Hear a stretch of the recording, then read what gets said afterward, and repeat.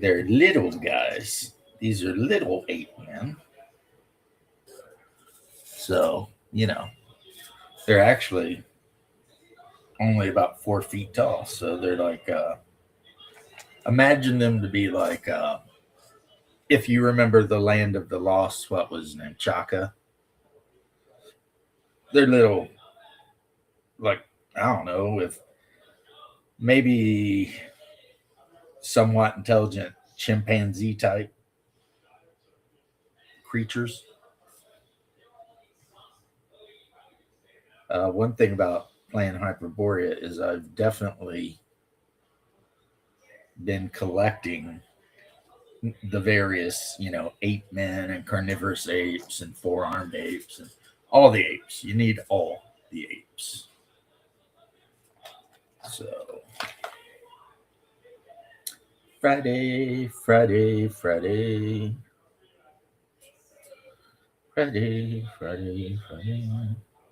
So I did get the Monolith Conan stuff in today, and I'm already. I mean, as soon as I bought it, they sent me all the links for PDFs, so I've already read it before it even came in, and it looks okay. I don't hate it, but it looks like it's just a lot less complicated, a lot more simple than Modifius Conan 2.20. And I don't know if that's necessarily a good thing. You know, it's like, yeah, I don't want a game to be like Aftermath freaking hard where you got to do like equations and shit to figure out your load bearing. But on the other hand, I don't want it to be so or so simple that it barely feels like a role playing game. And I think that's like been an issue in the hobby is there's this move to simplicity where literally you got role playing games where it's like roll one dice six and add a number, and if you beat the other guy's number, then and it's like, ah, I don't know. I think that kind of takes away a lot of the fun parts of if you're the kind of guy that has fun, actually, working on your character and trying to see where you can get it and everything like that. I mean, I don't know that there's a wrong answer, but yeah, no, I'm looking at my hair. I guess this is all just 100%. It's like art, This is just preference, and I like a game that has. I don't want it to be super complicated, but I want it to have some guts. I mean,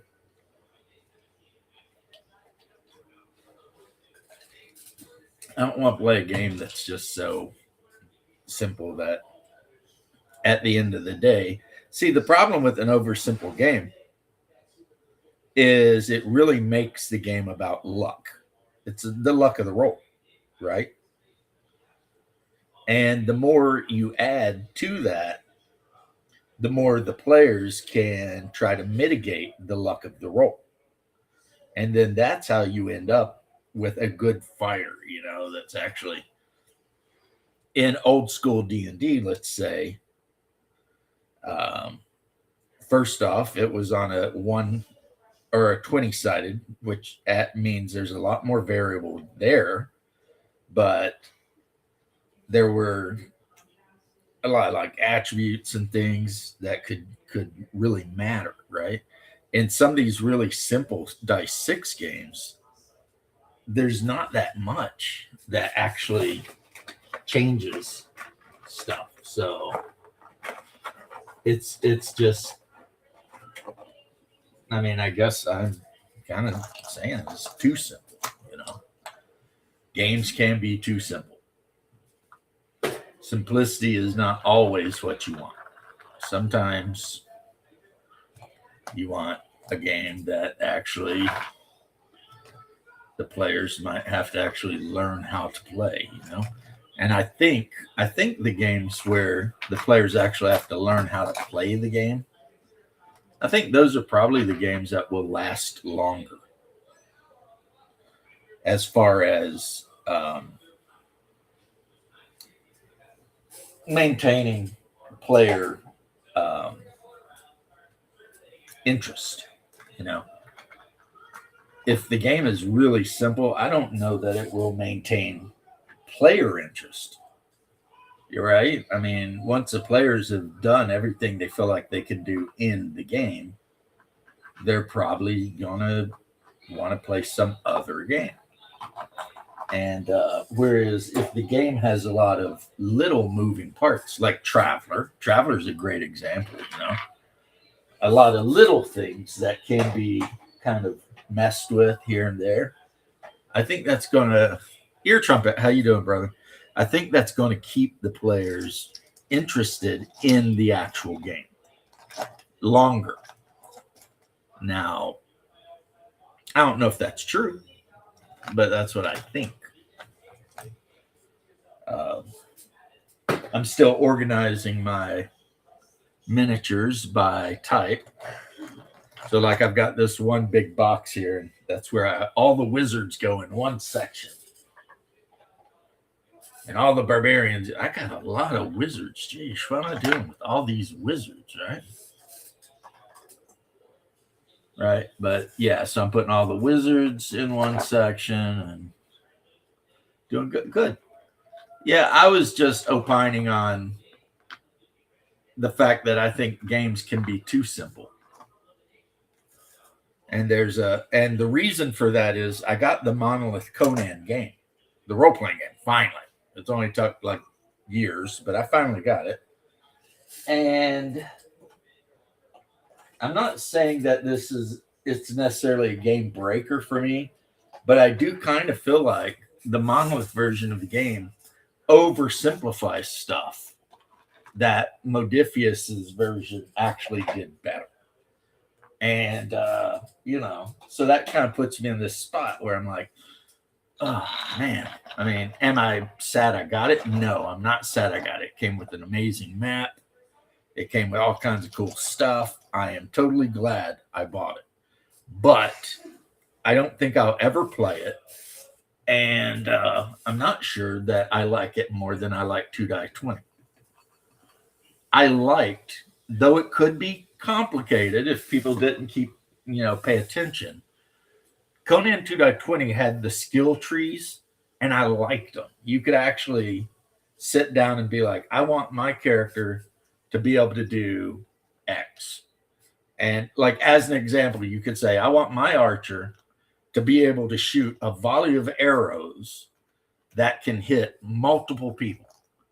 And then you could actually buy the skills in the skill tree and have an archer that could sacrifice one reload, but then attack every creature basically within 30 feet, which they would say within a space. But the spaces are all about 30 feet. So whatever, right?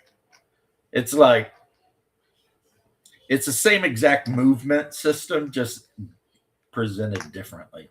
Instead of saying you can move 6 inches or 6 squares, they're saying you can move one space, but the spaces are all 6 inches away from each other. So yeah, it's like whatever. Or you can run and move 2 spaces. Well, geez, the exact same thing, right? So yeah, I there are skills in the game that do stuff, but I feel like the Modiphius skills were just a lot more, you know. Now, there are a couple books for this Modiphius I don't own, like the Book of Skelos or Skilios. I don't own that one. And I don't know. I probably should get it since it is the book on spellcasting. And, knowing how spells are cast in the game is probably a good idea. They give you like the basic magic rules in the book, but now what's maybe a weird thing is my player group, they are loving Hyperborea, and I play 3rd edition because I never even knew about 1st or 2nd edition. And then But they won't play Conan. It's so weird because Hyperborea, at least the way I run it, is kind of just a weirder Conan. It's Conan, but there's a lot more Lovecraft and Clark Ashton Smith in it, right? But there's still a ton of R.E. Howard. And as a matter of fact, I would say my Hyperborea game is most informed by R.E. Howard as far as the way I run it, the way I present combat and everything like that, right? The world. You know, it might as well be Hyperborea or Hyboria. It is Hyperborea. But yeah, they have a problem with the Conan game itself. You have? Well, thank you very much. I hope you haven't hated them. And, you know, I appreciate it. I'm figuring out which TSR module will be the next one for me to try to. I mean, it's so easy, barely an inconvenience, to quote the one Canadian guy.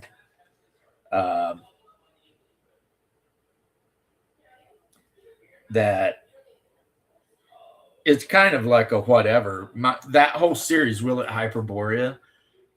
Basically, the answer is everything to everything TSR is yes. Yes, they will Hyperborea.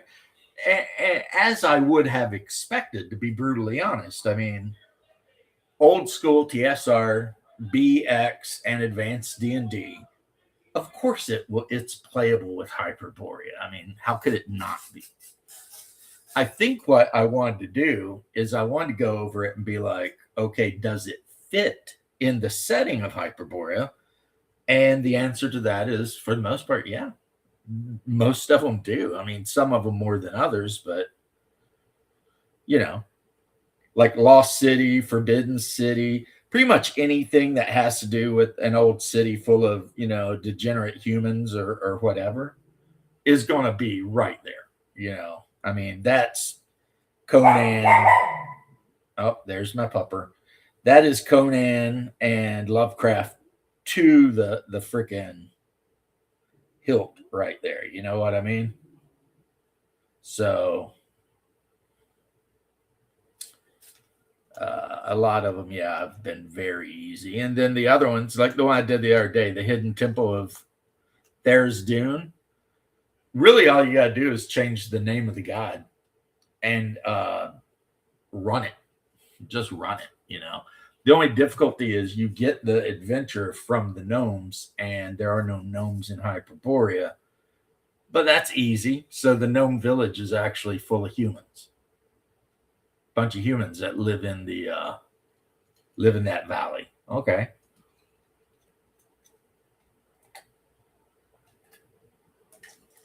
If you want to make it even weirder, you could say it's a bunch of cavemen or Neanderthal that live in the valley, and that they happen to be, if you treat them right, relatively friendly towards men. And by men, I mean mankind, you know. That could be an interesting thing too. You come upon this valley and you go down into it, and it's actually, instead of gnomes, it's actually inhabited by Denisovians that have been, you know, hiding in the mountains, trying not to get wiped out or enslaved or whatever, you know, just doing their own thing up there, right? And these Denisovians or cavemen, they're willing to point the adventurers in the direction of another place where there's monsters, and it would mainly be for their own self-servingness, you know, because if they can get rid of all those monsters from the Lost Temple, then that's one less thing they got to worry about, right? And then if they paid the parties any treasure, you know, just say that they pay them in uncut gemstones and chunks of gold that they found in the streams or something nearby, you know, like just natural wealth. So, and there you go. You don't need the gnome. gnomes. The gnomes can go away. They're just not a thing. And so right now, these are, like I said, little ape men. And next to a 5.5, 6 foot character, these guys are about 3 feet tall, maybe 3.5, 4. So they're a little bigger than a halfling, which is good for the little ape men. There are, of course, some bigger ape men, and some of the ape men are actually as intelligent as humans or close to, and can smelt metal and make weapons and stuff like that. Most of them can't, but they do. There is a city full of the intelligent ape men named Kor, and they pretty much hate humans with a white hot passion. So if you ever find your character in Hyperborea, do not go to Kor unless you're a merchant, because if you approach them the right way and you're a merchant, they might actually trade with you rather than murder you. That is the one thing about a merchant. Most creatures, I would say even the pig-faced orcs of Orcrist, if you come cruising up and you've got some guards and you've got a big wagon full of shit they want, you could probably talk to them. And even though they're evil as shit and their first impulse might be to just murder you and take all your stuff, they're also smart enough to know that if they murder you and take all your stuff, well, that's just going to be the end of the stuff. Right? So evil as they are, they might actually be willing to sit down and work out a trade agreement. Now, granted, they probably will betray you and try and eat you the second that, what's up, homie? The second that you're no longer useful. But let's go out on a limb and say that your orcs and Orcrist really, really like certain, let's call them luxury items, say pomegranate wine. And the only way they normally get pomegranate wine is raiding villages and hopefully finding pomegranate wine. But you show up with a whole wagon full of those big clay vessels full of pomegranate wine. As long as you can get them to talk to you before they start fighting, they're dead than red. I agree.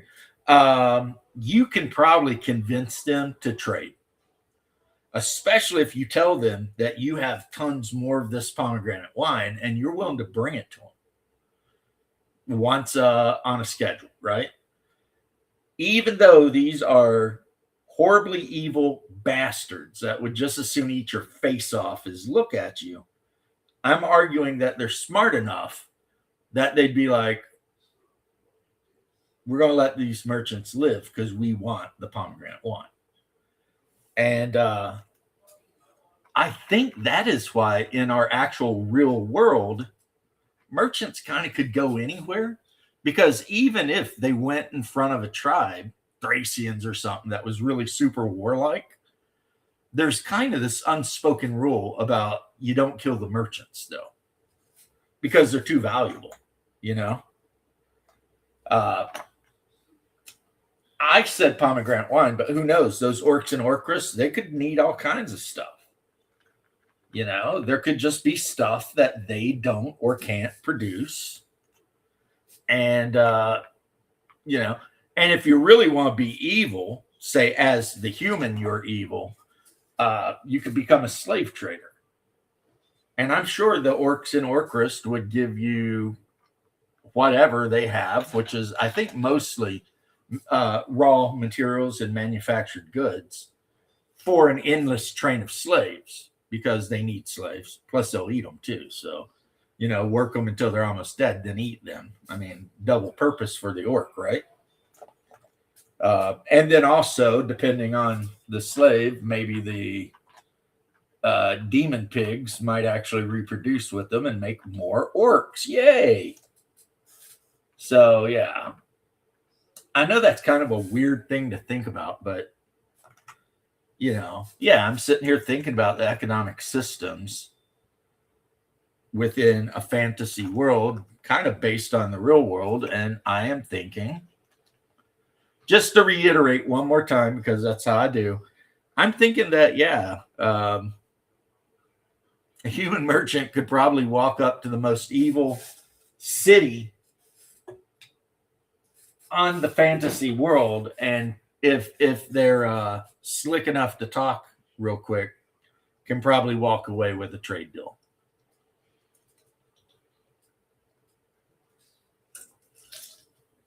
And if the evil city's aggressive, they might be willing to trade for information on their neighbors. Well, the Hyperborean orcs are what orcs always should have been. And, we can just say that. Hyperborean orcs are what orcs should be. There's no doubts with them.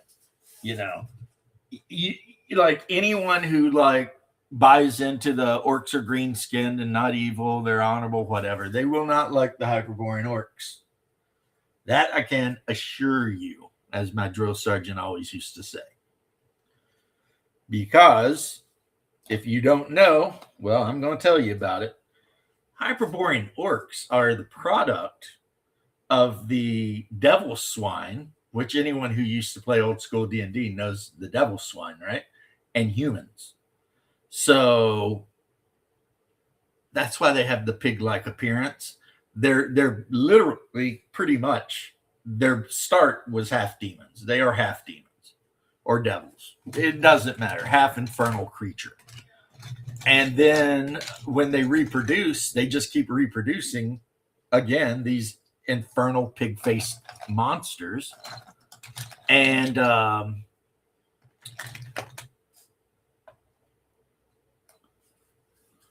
there's no, what are you going to say about it? It is an infernal pig-faced monster, and they're very, very militant and warlike, and they're smart enough to function as an empire. That's the other thing about the orcs in Hyperborea. They are not stupid. They are smart enough to function as an expansionist empire. Of course, they do infight a lot, and that causes them some problems. But, they're not, a bunch of goobers over here, right? Okay, where did I put my Vallejo black wash?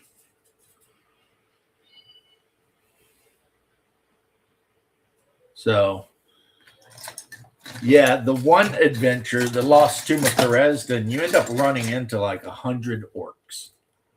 They're in two different parties or packs or tribes or whatever.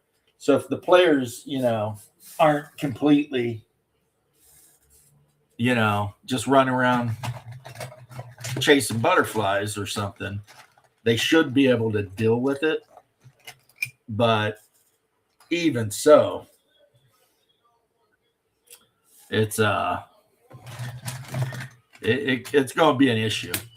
And of course, here's the thing that they didn't really mention in the game, but I've been thinking about this a little bit. And if they did mention it and I missed it, apologies. So I'm sure one of you will catch me and be like, hold on now. They did that. So the Migbits, or whatever they're called, the devil swan, if they have relations with a human, it produces a pig-faced orc. Nice. What happens if the devil swine have relations with a pig?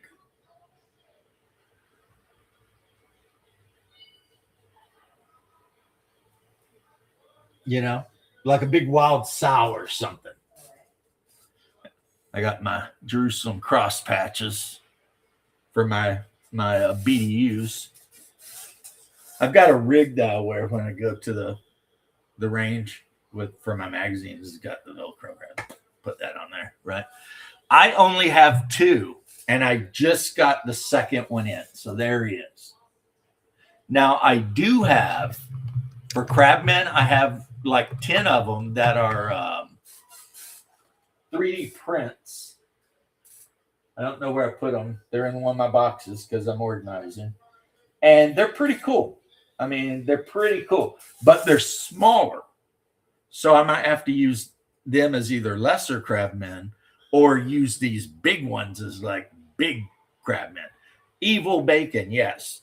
Now, here's the thing I was thinking, though. What if both of the creatures you see in front of you are half brothers? You see what I'm saying? They both share a father, and that father is a devil swine, a demon pig. So that's not just your typical wild boar. What's up, OGG? That's not your typical wild boar just running around the woods that some orc lassos and trains to let him ride it. That's an intelligent creature. It's half infernal itself, right? It might be damn near as intelligent as the orc riding it. And so that's something I've been considering, you know? Like, yeah, it looks like orcs are riding pigs, but these pigs aren't pigs. They're not just pigs. They're, you know, half demonic beings with their own intellect and their own whatever. And they allow themselves to be ridden by their brothers, half brothers, because, I mean, they're just more effective that way. So, you know, they're like, yeah, I'm going to let you ride me because together we can cause a lot more havoc than either of us alone. So right there, you've got a little bit of, you know, a little bit of teamwork. Yeah, like some kind of hell swine type of thing. Exactly. Because, well, the first thing, the devil swine, that is yeah, you know, the devil swine is the progenitor of the pig-faced orc. And then you could have this other thing. And then when you play against the players, you know, not against, with, I should say, all of a sudden, you know, these pigs that they think are pigs start behaving very rationally, you know? Like the pigs themselves are smart. As a matter of fact, maybe the pigs could even be a little smarter than the damn orcs when it comes to certain things, right? And I think that would add like a whole layer to fighting orcs. When you realize that the creatures they're riding are sapient creatures of in their own right, right? They don't.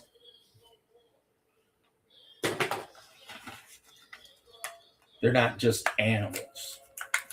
And I think what made me think about that is in Lord of the Rings, right? Everyone thinks that, well, okay, everyone don't. I should never say everyone. A lot of people seem to believe that Tolkien just hated wolves because the wolves are bad guys. But the reality is, in the first and second age, demons from the outer dark entered into Middle Earth and they took the form of a wolf. And that's where in Middle Earth you get wargs and you get werewolves. And like in Mirkwood, in the Mirkwood Mountains, that whole region was ruled over by this gigantic werewolf.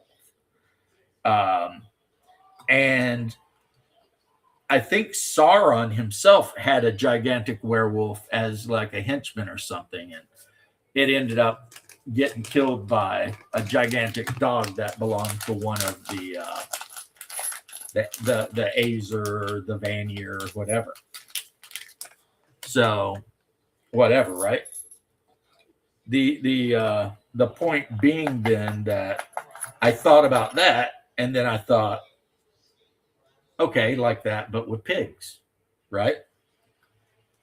Because wargs are smart. That's the thing. The actual warg that the goblins are riding is intelligent. I mean, they can speak. In Lord of the Rings, they can speak. They generally speak the goblin language or the dark tongue, depending. And no, I don't mean Ebonics. Haha, joke. So yeah. So why not do the same thing in Hyperborea, but with pigs? I mean, now right now I am weighting the bases of these freaking killer frogs that I got because they're heavy. And if I don't weight the bases down, they constantly want to tip forward. And now half of them I don't have to weight the bases down because they're just sitting there in the ready to leap position. But the other half I do. I got some interesting monsters that I've never really. And again, I talk about this quite a bit. Since I've started playing Hyperborea and looking at the Hyperborea Wandering Monster lists and stuff like that, I have started really, when I can, investing in monsters that I never really owned before.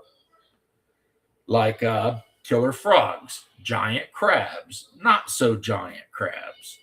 I already had a ton of pig-faced orcs, so that's good because I was a pretty early adopter of Otherworld games when it existed. And every time Homeboy would have like a sell on pig-faced orcs, I would go hard on that shit. So I've got 12 of them mounted on boars and probably 20 of them on foot, including shamans and leaders, banner bearers, sub leaders, the whole 9 yards. Yeah, I went pretty nuts when Otherworld Miniatures was selling their pig-faced orcs. And they're my favorite pig-faced orcs, except for the custom pig-faced orcs I have. Back when I 3D printed a lot more, I 3D printed some 28 millimeter scale Lord of the Rings orcs. And then I took the pig-faced orc heads, there's about 8 of them from Warp Miniatures, and I 3D printed them the same scale. And I took my little snippers and I snipped the heads off of every one of those Orcai, and I put the pig-faced orc heads on them. So what you end up with in that case then is pig-faced orcs, but they're pretty heavily armored. They got pikes. I mean, they look like they're ready to throw down. Whereas the pig-faced orcs from Otherworld Miniatures are beautiful, but only the actual leaders are wearing heavy armor or anything, right? So I pretty much made a whole army of pig-faced orcs by combining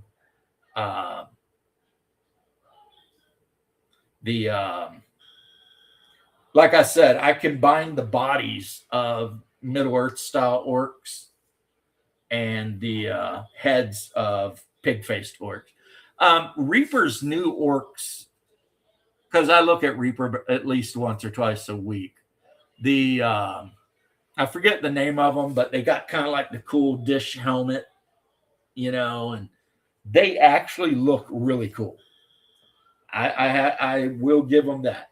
Their new orc miniatures look pretty darn cool. Probably never going to buy any because between the metal Otherworld pig-faced orcs and the resin ones I made, I've got maybe 100 orcs. And reason for that was I use them in Oathmark. What happened? Did my camera... Let's see.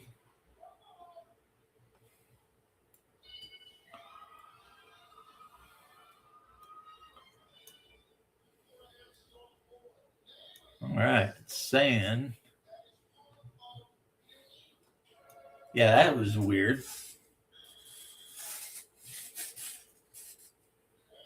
Yeah. But yeah, the Never Enough orcs, I agree. I use the orcs with my Oathmark game because Oathmark is a rank and flank game, as you guys know. Yeah, it froze up for a minute. And it's miniatures agnostic. So there is an army list for orcs, but they don't tell you. I mean, you can buy the Northwind Miniatures orcs, obviously, or I can just use movement trays full of the orcs that I have. And that is what I do. Okay. I need to find some smaller bases real quick, guys. I need 9 of them. 9 little bases. Well, 25 mil, I should say.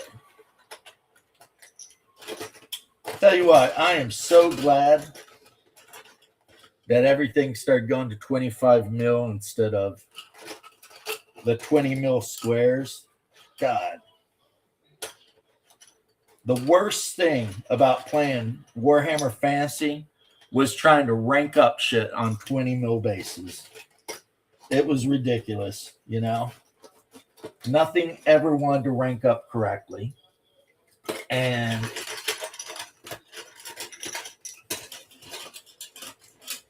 like, I remember I had units of my Dark Elves, and I had to like mark the miniatures because the only way they would rank up on a movement tray was a very specific way. You know, like figure 1 had to be next to figure 2, had to be next to figure 3, and if you got it off, then you know they wouldn't rank up, and it's just like, what a freaking mess, you know. Whereas I remounted all my Dark Elves on 25 millimeter round bases, and I can put them on these square movement trays that are made to take round bases, and they all line up just perfect. Of course, these are some Romans, but they line up perfect. Not a problem in the world. Easy peasy, lemon squeezy. So I'm not 100% sure who thought 20 mil was just the best way to go. Probably somebody a long, long time ago just woke up and was like, yep, we're doing 20 mil. And somebody's like, well, why? And they're like, I don't know. I mean, if I have the Dungeons and Dragons, well, it's AD&D Battle System, the box.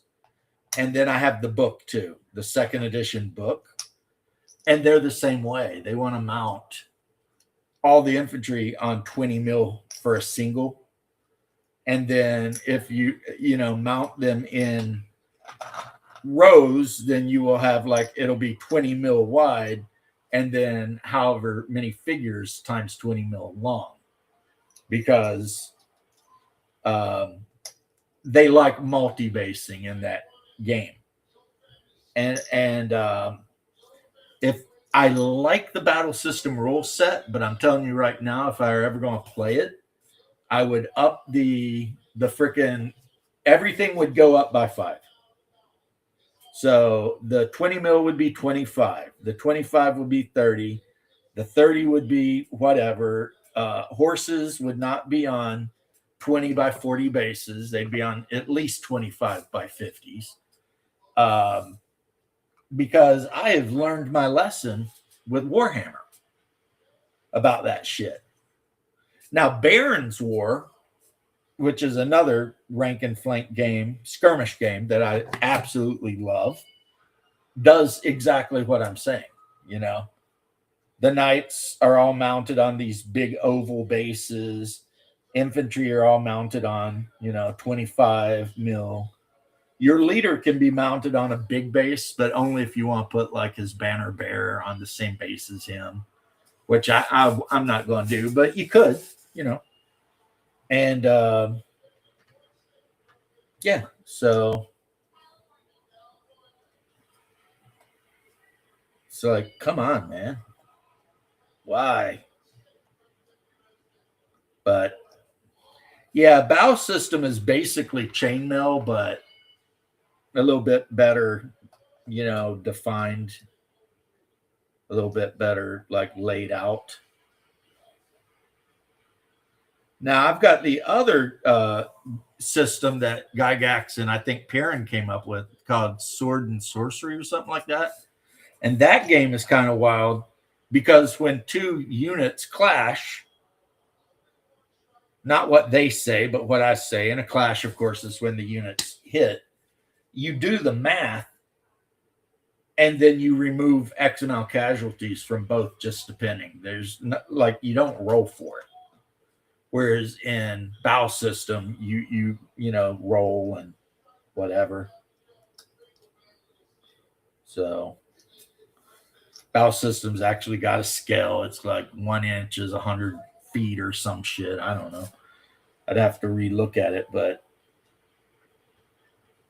now a long time ago, I still have the pictures though, and I should post them. I built a castle that was based on the designs of the Keep on the Borderland, and I built an army based on all the monsters that were in the Cave of Chaos. So, you know, I had the hobgoblins, the goblins, the orcs, the other orcs, the bugbears, the ogre, all of that, right? Kobolds, and etc. And I had that. I put them together in units and had them fight against the defenders of the castle, which included some player characters. And I used standard AD&D rules for that. All I did is, if a unit of, you know, 10 orcs attacked, the front 5 attacked, I just rolled 5 attack dice and then X amount of hit points. And how I handled hit points is, let's say 3 hit and they did 15 hit points. If the unit they were attacking, each model had 7 hit points, I would remove 2 miniatures from that unit and ignore that last hit point. I'm not going to keep track of, you know, oh, and this guy's wounded. Nah, I wasn't going to do that. So basically the way I was running it was AD&D, but in order to remove a model, you had to do the whole amount of that model's hit points. And it worked really good. It took all day to play. It did take a long time to play that scenario out. I spent a Saturday doing it, but it was a lot of fun, you know, especially there were parts of it that were super like fun. The bugbears tried to raise a ladder, and they pretty much got up onto the walls and was running amok on the eastern walls of the keep, and the players had to actually run up to deal with the bugbears. But eventually, you know, what really turned the battle was the archers on the walls just peppering the shit out of the monsters as they were walking up. And as soon as they'd killed a bunch of the monsters, whittled them down a bit, the player characters just ran out and did the whole sally forth counterattack thing and broke them. And then that was the battle for Stojanau Keep. And it was it wasn't even the full number of guards in Stojanau Keep. It was 20 archers, pretty much, and 10 spearmen. Because I had ruled that most of the soldiers in Stojanau Keep had been drawn away to fight in the civil war that was going on in the Empire at that time. So it really was up to the player characters and the old men and boys that had been left behind to defend the keep from the forces of the Caves of Chaos. And they did, which was awesome, which was like, cool. Go you guys. Okay.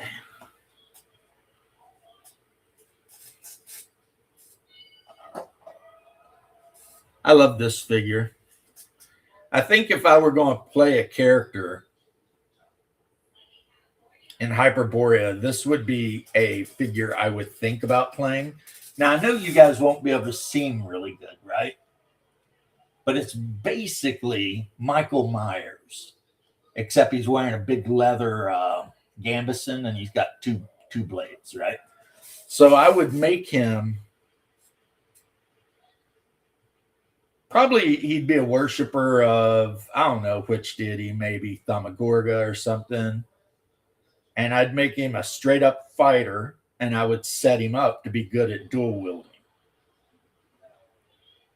I think the role playing issue would be is I would never talk. Grabbing a shower. Yeah, nice. Nothing feels so good as a nice, good shower after a hot day doing stupid shit. I love it, especially since I am a stoic gentleman, and if you don't know what that means, well, neither do I really. But one thing I can tell you it means is I take cold showers. I never, well, okay, I was getting ready to lie to you. If I take a shower with my wife, which occasionally I will, because she'll be like, you want to take a shower? And I'll be like, well, obviously. She likes the water to be very, very warm. And she will do me the favor of lowering it to just kind of warm or very warm instead of very, very warm. But when I take a shower by myself, that shit is cold. And it sucks. It really does. It really sucks. Sucks so hard. And if you wonder why I do it, I don't know. But I can tell you this.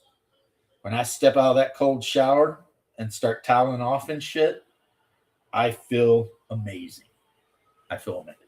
I'm like, woo, all the blood's pumping and all of that sort of stuff. I mean, I feel really good, but I'm not 100% sure about any science behind it or anything. It's just something I do. And I haven't always done it, but it's something I started doing. And here would be another character, but this guy, I would probably make this guy a warlock, and I would probably make him a necromancer warlock, right? And you'll recognize him probably even if he doesn't focus in real good. That's Vlad Tepes from the Dracula movie. Let's see if I can get him to. Right? He's got the chalice in his hand. Make a character and give him like lacquered red armor like that. Put a big, I got to put a sword on his hip actually, and I'm going to do that while I'm sitting here thinking about it before I put him up. Because I have swords in sheaths, Yeah. I mean, I'm telling you, I'm not telling anybody to do what I do because the shit I do might be crazy. But, yeah. I think a part of it, and I don't know if it's the medication I'm on or whatever, but I'm always hot. Like, my wife and I joke about it. It's like, no matter what the temperature is in the house, I'm always sweating. Just like, oh my God. The only time I feel comfortable is when it gets under like 60 degrees. And even then, I just feel comfortable at 60. Like when I was in Kentucky, it was dropping down to like 30 degrees at night. I was sleeping without sheets or blankets. I was just laying there in the bed. Not trying to give you guys too much to think about, but, naked. And perfectly fine. My wife would wake up and be like, what in the hell is absolutely wrong with you? And I'd just be like, right? Like, I don't know. That's a weird thing to ask me after 25 years. What is wrong with me? If anybody should know, it should be her, you'd think, right? But, oh God, This guy's too big to just be laying here. I need to find a spot. Look at him next to the giant. I don't know if you can see, but right here is a mantic giant, right? This guy right here. That's a mantic giant. And my King Kong is actually taller than him and about 3 times bulkier. See, I don't know about liking the wet. I like the cold. So, like, not this last time, but the time before, we went to Kentucky, and it was it was around March, right? And it wasn't humid. It was 40 degrees during the day, and I was walking around in a t-shirt. Now, once you get wet, that changes everything. You know what I mean? That's why I have my boots. I call them my Kentucky boots, and they're actual rubber boots. Like the uppers are Gore-Tex and the bottoms are rubber. Because, man, if you're out walking through the snow in the forest, doing whatever you're doing, hunting or whatnot, if your feet get cold, it's miserable. From that point on, it's just misery, right? So, yeah, I don't want to play all that. But, yeah, the cold doesn't bother me at all. Never has. So, another thing to love about Hyperborea, it's a cold continent. Apparently, during the winter on the 13th month and then the long winter of the 13th year, because there is a year where it's winter for a full year on Hyperborea, the swamp outside of Chromarium freezes solid, and the port itself will ice up sometimes. So every 13th year, the largest city on the continent freezes up. And every 13th month, everything freezes up for a month. And then if you go to the center of the continent, it's perpetually just tundra, polar, ice caps and mountains. So I personally kind of dig it. I definitely would understand other people not. But yeah.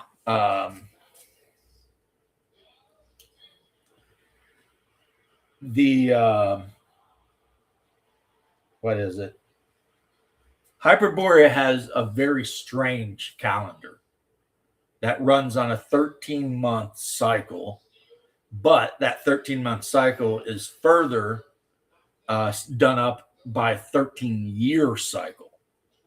So, like I said, every however many months you get like winter, you get a month where the sun never sets, you get months where the sun never rises, and then you get a whole year of winter as well.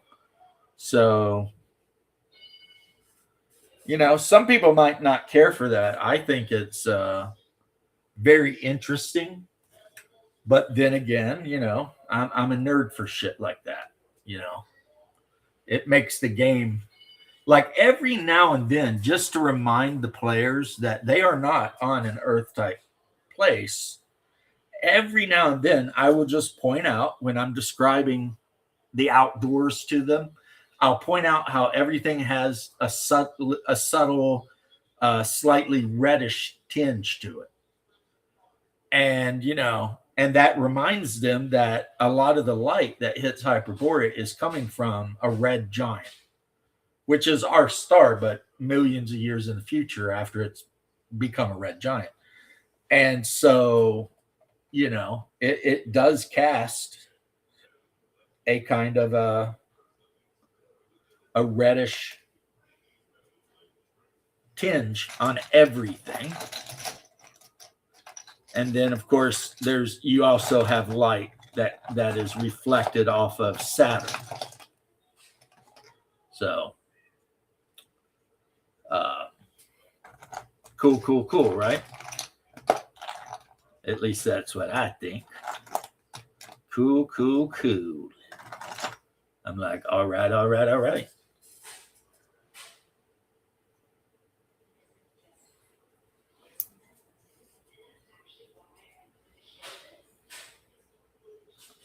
So, okay. Paladin. Yeah, down here we got the wet season and the dry season. And it rains during both seasons. It's just during the wet season it rains an awful lot more. And yeah, somebody posted a comment and they're like, hey, did you know that now in Florida you can go out and find a now crocodile? And I didn't answer the guy yet. I always try to answer though. But the answer is yes. I knew that. Somebody somehow imported Nile crocodiles to Florida and they are living. They're just doing their thing. So Florida currently has the American crocodile, the American alligator, and the African Nile crocodile all living here. Which just tells me, yeah, I'm not going swimming in any mucky ponds or anything anytime soon because, I'd rather not be crocodile food. And a crocodile will straight up just eat you. They don't have a lot of particularities about that. Very aggressive little bastards, those crocs. So, all right. Right now, I'm just kind of gathering up some of my desk. One problem with my desk is I actually have a ton of painted miniatures that have been sitting on the desk waiting to be put somewhere. And I'm actually doing that now. So that's good. Get a lot of these painted figures off the desk. This figure, man. I think my brother used this figure in his Frostgrave army.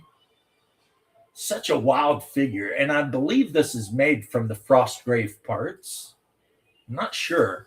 But it's basically just a woman in a dress with two butcher knives, one in each hand. And it's like, I know he used her to represent like a thief. She looks pissed too. Like you can actually, whoever sculpted this miniature did a great job. You can see that this woman is very upset. And she's coming at you with two butcher knives. Because if you look at them, they're not daggers. You can tell that they're not daggers. They don't have the big quillions or anything. They're just freaking big ass chef knives. I would not want to face that. Yeah, pretty much all of the crocodilians, they love dog. And about once a year, some idiot complains because he's walking his dog near a pond and snapperoo, and then he's all like, whining, and it's like, look, everybody and their brother who has ever been anywhere near Florida or lives in Florida knows you do not let your dog run around retention ponds. If you care for your dog, you don't do that. Because a thing about alligators, and I know you guys know, and I'm probably just, saying shit you already are aware of, is a 9-foot alligator can be laying in 2 feet of water and you will not see him. Well, you might. I'm not going to guarantee. But, I mean, they're stealthy. For as big as they are, they're stealthy, right? And a 3-foot alligator can get a little dog. It's like, that's kind of how they hunt. However big the gator is how big the things they attack are. So when they get about 10, 11 feet, humans are on the menu. People don't want to, acknowledge that. They want to tell you stuff like, oh, those alligators, they're more afraid of you than you are them. Bullshit. They ain't got enough brain to be afraid. You know what I'm saying? If you see an alligator and it sees you and it goes under the water, It's not that it's afraid of you, it's checking you out. If it's hungry, it might try to position itself for a better, approach. If it's not hungry, it may avoid you. But I can tell you right now, the last thing it is afraid. It is not afraid. You know, being afraid would denote some level of intelligence. They have none. Like if you ever cut open an alligator's brain, well, okay, head, it is actually difficult to find their brain.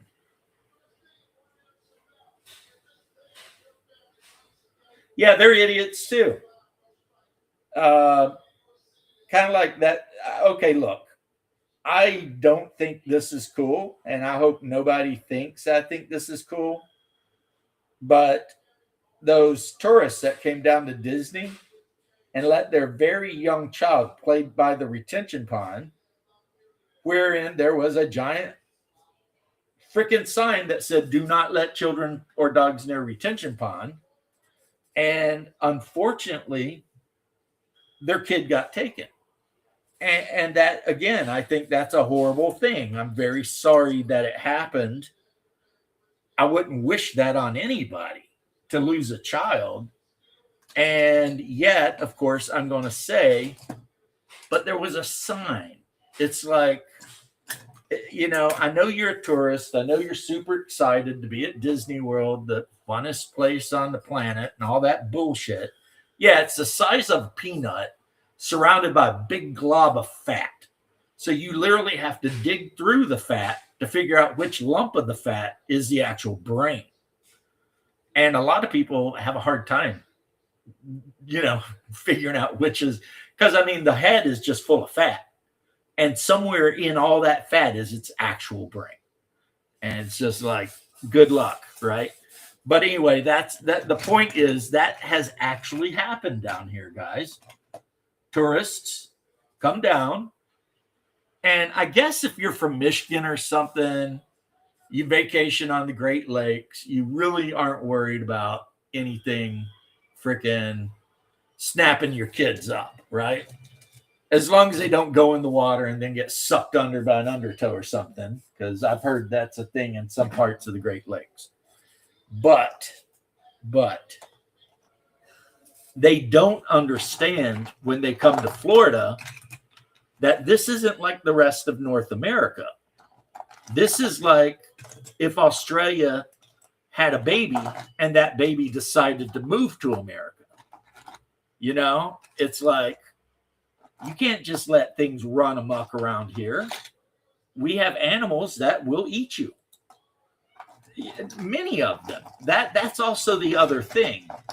It's not like we have one or two animals. So, like when you're in Alaska, you might have to watch out for brown bears, and you might want to keep an eye out for wolves, and you definitely want to make sure you don't get stomped out by a moose. But these are all, for the most part, things that are pretty easy to avoid. Overall, in Florida, there are literally dozens of things that will straight up kill you. It's not like, oh, I better watch out for the brown bear while I'm out here. No. You got to watch out for about 10 types of snake that will send you straight to heaven. You got to watch out for a tree that can actually kill you.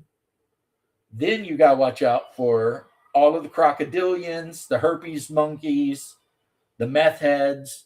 It's really never ending. The shit you got to watch out for is never ending. It's like, now I say this as a guy who was in the Boy Scouts. I went camping out in the woods. I still like to go out in the woods on occasion, but you just got to keep your eyes open, man. And mainly, the main thing is you just don't go effing around water like you think, you just don't do it. Because all the worst shit in Florida lives in or directly near the water. All of it. So whether we're talking the ocean or a brackish retention pond, everything that wants you dead is probably somewhere within or that water. including when it's hot, freaking amoebas. People have died from swimming in ponds where it got really, really hot and the amoebas like really, really got very plentiful. And apparently they can go in your ear canal or in your nostrils, and they go into your brain, and they pretty much cause like a kind of meningitis, and it kills you. You will die. So yes, in Florida, you can be killed by single cell organisms that live in brackish water. They'll just take you right out, you know. I never even heard of an amoeba in Kentucky. That's just not something you even hear about, you know. Don't go swimming in that brackish lake. You might get amoeba and die. Well, see, the bull shark, here's the thing, Stephen Kennedy. The last time I read about a bull shark getting captured, it was way up the Mississippi, almost to Missouri. And that leads people to wonder how many people who go swimming in fresh water and you never see them again, you know, how many of those people are getting ate by bull sharks? And we just, I mean, how would we know? You know what I mean? It's like, well, guy went swimming, never came back. And I think about that a lot because, you know, in Kentucky, we like to think about whether or not did the guy get ate by a giant catfish. But I think the reality is you're probably much, much more likely to get ate by a bull shark than a giant catfish.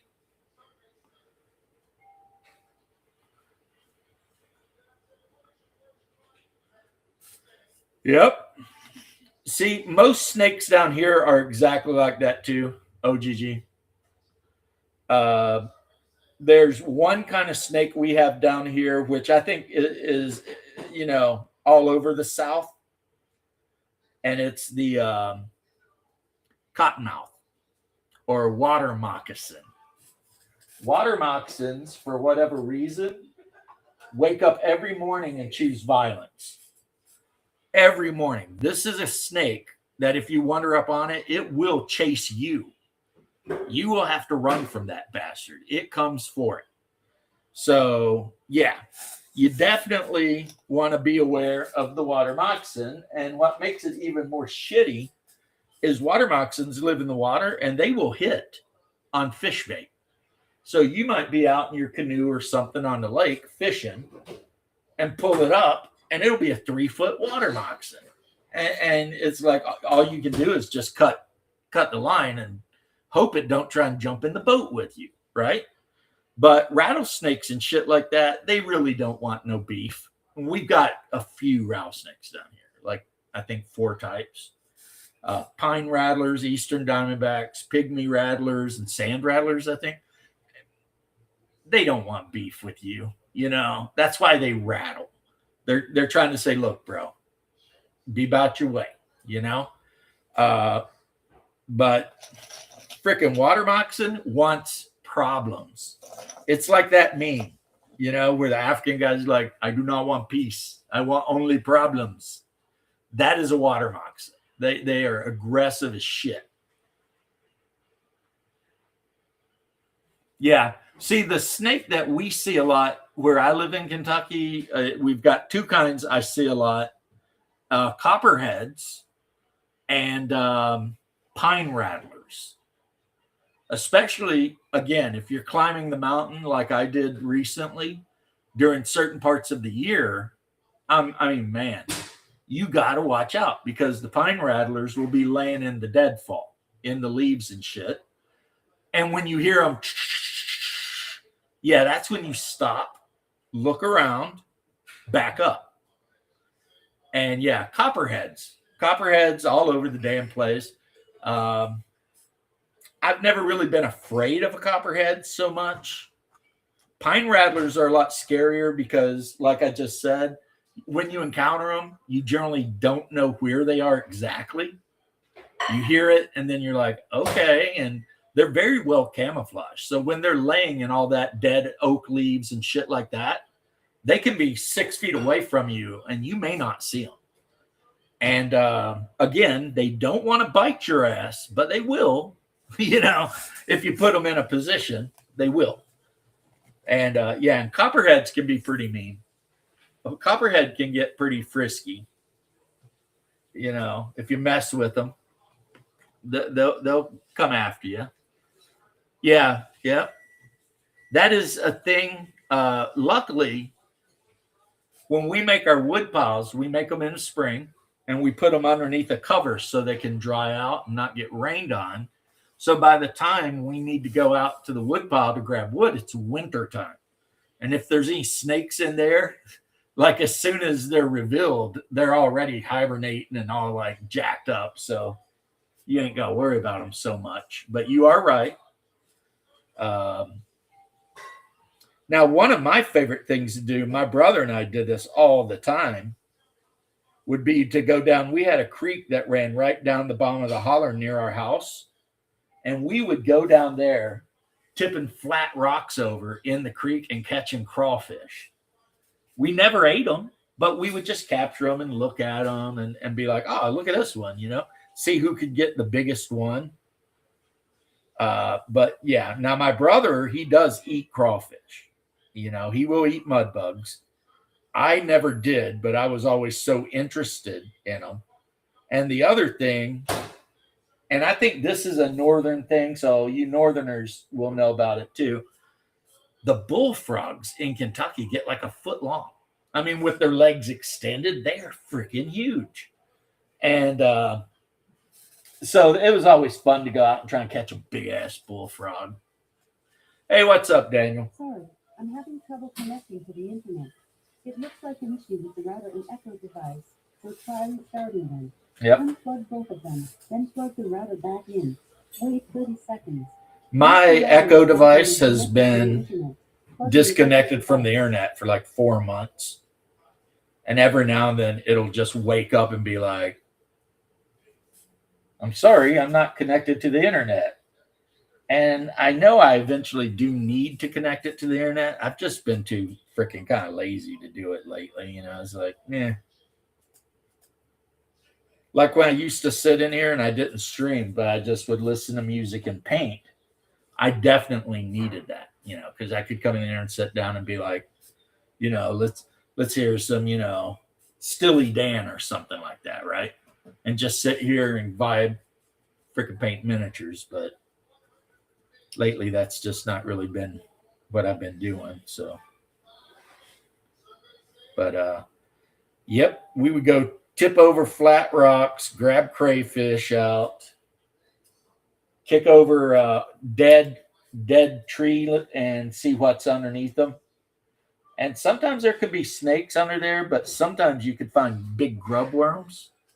And the grub worms are excellent for fishing. So, and if you believe the survival guys, they're also excellent to eat, but I've never been that desperate.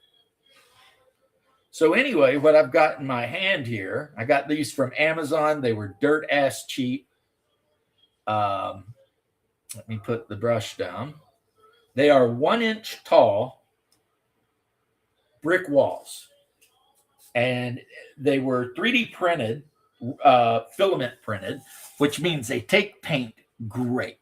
And I'm just kind of putting, some black ink on them, like a shade. And I might hit them with some different stuff, or I may not. I have found these are awesome if you're playing on the table and you want to actually set out the boundaries of a room. Because I tried to use the Dungeons and Lasers things, right? But Dungeons and Lasers, at least the set I got, I think they did come out with a different set, have 2 inch walls. So when you make a 30 by 30 room, but the walls are 2 inches tall and the players are 2 inches tall, it kind of makes it to where, or the characters, the players can't actually sometimes see their characters. And then when they have to reach in there to move stuff, they're contending with the actual wall. Whereas with this short little wall, all it does is if I put 2 of them like this, in corners. I don't even put walls in between. You know, like I say this all the time. All you really have to do is mark doors, corners, and any terrain that might affect movement. So if there's a bunch of barrels in the room, put those down. But otherwise, it's like Dungeon Professor said, it's the old Batman TV series where they showed you just enough of the stage for you to imagine the actual scene while they were literally showing you like one wall, you know? And I've found that that works really well. You tell the players, you enter a room, you know, it's a pretty, I don't ever tell them how many feet the room is because, like, unless they're carpenters and they can estimate feet like that, how do they know? They know it's about. So you enter a pretty big room, and then I put the corners down and I mark where the door is. And if there's another door out, I mark that. And then if there's something in the room that needs to be marked, like a pillar or something, I might mark that. And then, of course, the monsters, if there are monsters. And there will be, because I don't set up a tactical map unless there's going to be some combat. That's just to me, that's a waste of time. You know what I mean? Now, that might let the players know as soon as I start reaching for walls, some shit's about to hit fan. But I'm willing to deal with that, you know? You know how some people will make a whole dungeon and they'll like keep it like under a paper and they'll reveal it as the players go into it.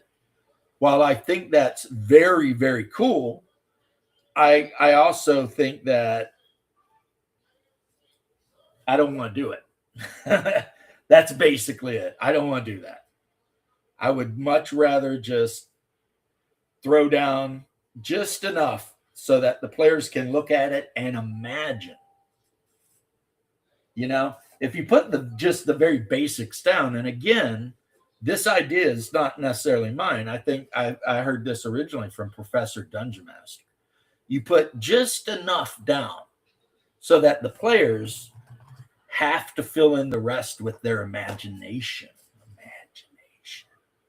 And I think that's what you want to do. That is, yeah, that's what I think you want to do. If I'm wrong, then, you know, I'm wrong, and I'm whatever. Won't be the first time, probably not the last time. But yeah. I think that if you get too into showing every little thing, you might actually be killing player imagination, you know? I mean, sometimes more is said with less, if you get what I'm trying to say there. You know? Yeah. That's what I'm basically trying to say. So, you know, you show them less, but they fill it out, and that makes it better than you could. You know, just because they're all like, "Oh man," you know. And then if they tell you, like if the players try to tell me, "Well, is there this or that or the other in the room?" If it's something I haven't already predetermined, a lot of times I'll be like, "Yeah," you know. So pretty much, in a way, I am having the players describe the room to themselves. Well, and to each other, without me having to waste what little bit of brain power I have on something that they want to figure out, you know? Like if they ask, is there a light source? I might just say, yeah, you know? And then if they're like, what is it?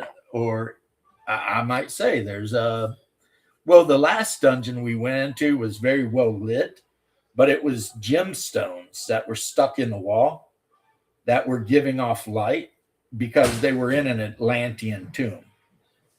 So there was a lot of like high-end technology going on that the players just did not understand. So yeah, that was a whole thing with that. But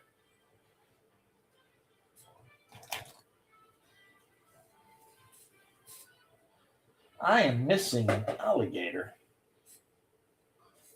A little one. Where's my little alligator at? All right, so let's let those do their thing. Ding. That's my phone. Just said ding. I got to figure I can't wait to paint, actually, even though I think he's going to end up mostly black just because of a movie. But where is he? He's right here. Yeah. I've got a miniature of, is that him? That's not him. Where are you at, my boy? I want to show you off before I paint you. Oh, that is him. No, that is him.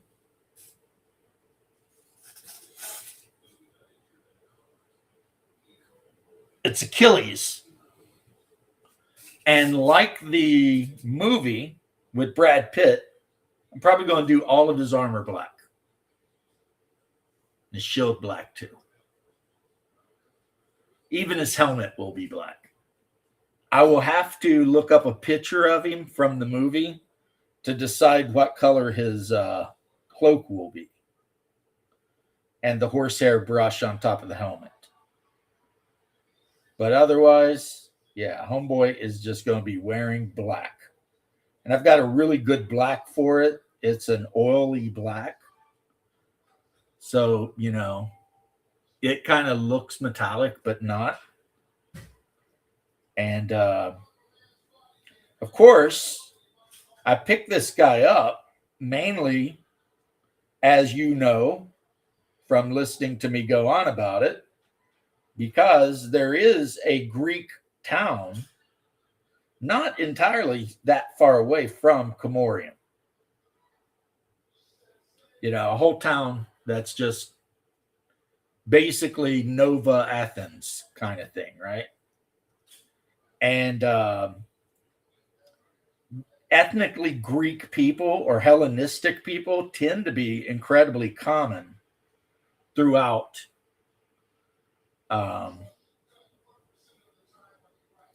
Hyperborea. So in a way,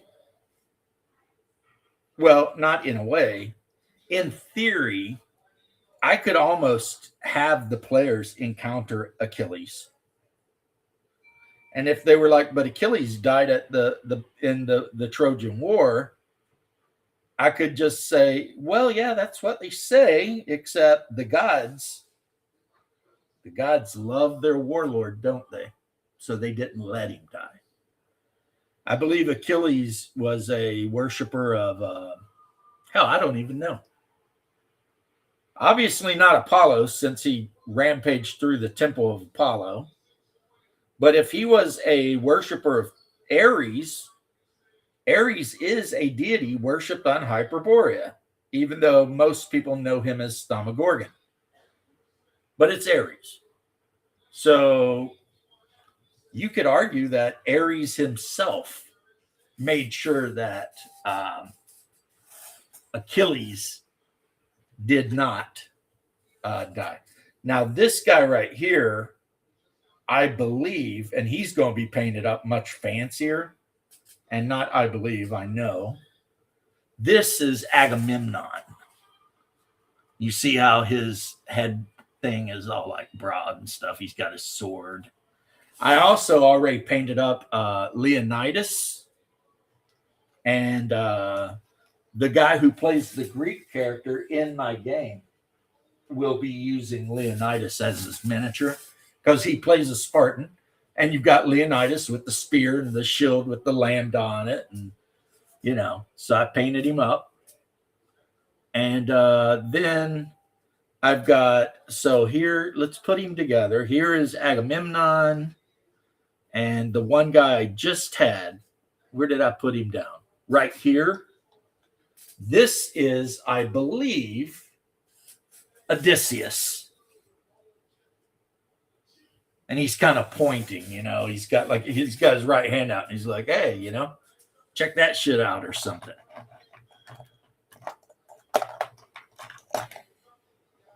So,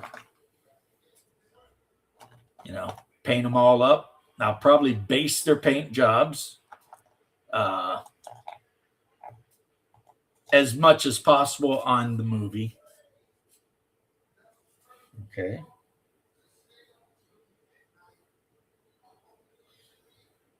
This lady here, this is an important character in our game.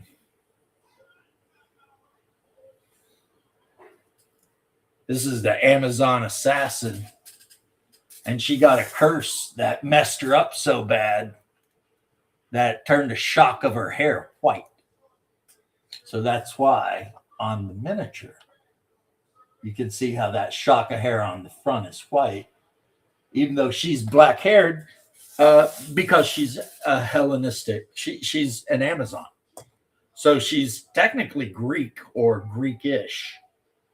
But yeah, she found a statue of Cthulhu and it almost drove her insane. And had she not got helped out by a local witch, she would have been completely screwed. That's the word I would use. Screwed. Yeah. Totally screwed. But as it was, they managed to get the curse broken, but not before it turned her hair white. That shock of hair. Now, if they hadn't got it broken within that week, she would just be insane. Because every night when she went to sleep, in her dreams, it started out, she was above the ocean, and then after a couple of days, she was under the ocean, and she was getting deeper and deeper under the ocean, but she could breathe, and deeper, and then eventually she saw this gigantic, colossal city, and she kept getting closer and closer to the city, and the city was causing like headaches and stuff for her to even look at it, and it was made out of some kind of weird green soapy stone, and she kept getting closer and closer, and before they broke the curse, she had made it through the city to the door, these gargantuan bipanel doors covered with murals that literally made her nuts. And on the very last night, the doors were cracking open. And luckily, the witch, who was like a level 7 witch, managed to use a ritual to break that curse. Had she not broke the curse, the door would have opened and Cthulhu would have devoured her soul. And her body would have just been without a soul, which probably wouldn't have been a good thing. So they managed to get that shit taken care of. And then, to be brutally honest, I'm not 100% sure what they did with that idol. Because it was just a little green idol, I'm not 100% sure what ended up with that idol. I might have to ask. I think they might have gave it to the Mages Guild to deal with or something. But that's right. The Dreaming God.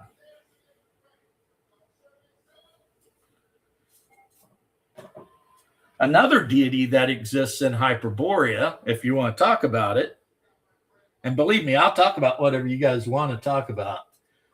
Conan the Destroyer, the beautiful Greek god that they have to find the horn to put in and sacrifice the virgin to.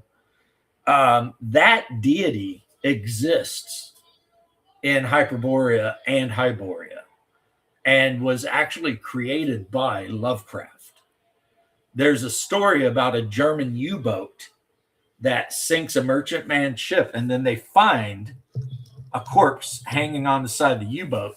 And when they look in the corpse's hand, there's this beautiful like the head of a beautiful Greek man, like from a statue, like it was broken off from a statue, right? And then everything goes wrong in the submarine, everybody dies, etc., etc. That's that deity. And he also has like a super ancient under the ocean temple somewhere in the Atlantic. And the German U-boat commander ends up going there because he can no longer control the submarine. So the submarine just goes where it goes, and eventually it comes to rest at the bottom of the ocean, and he can see the Greek temple there, and there's lights coming out of it. So he puts on his diving gear, the big suits and everything, and decides to go down and explore that temple. What is up, BRC? BRC, otherwise known as this guy right here, Celtic Scout.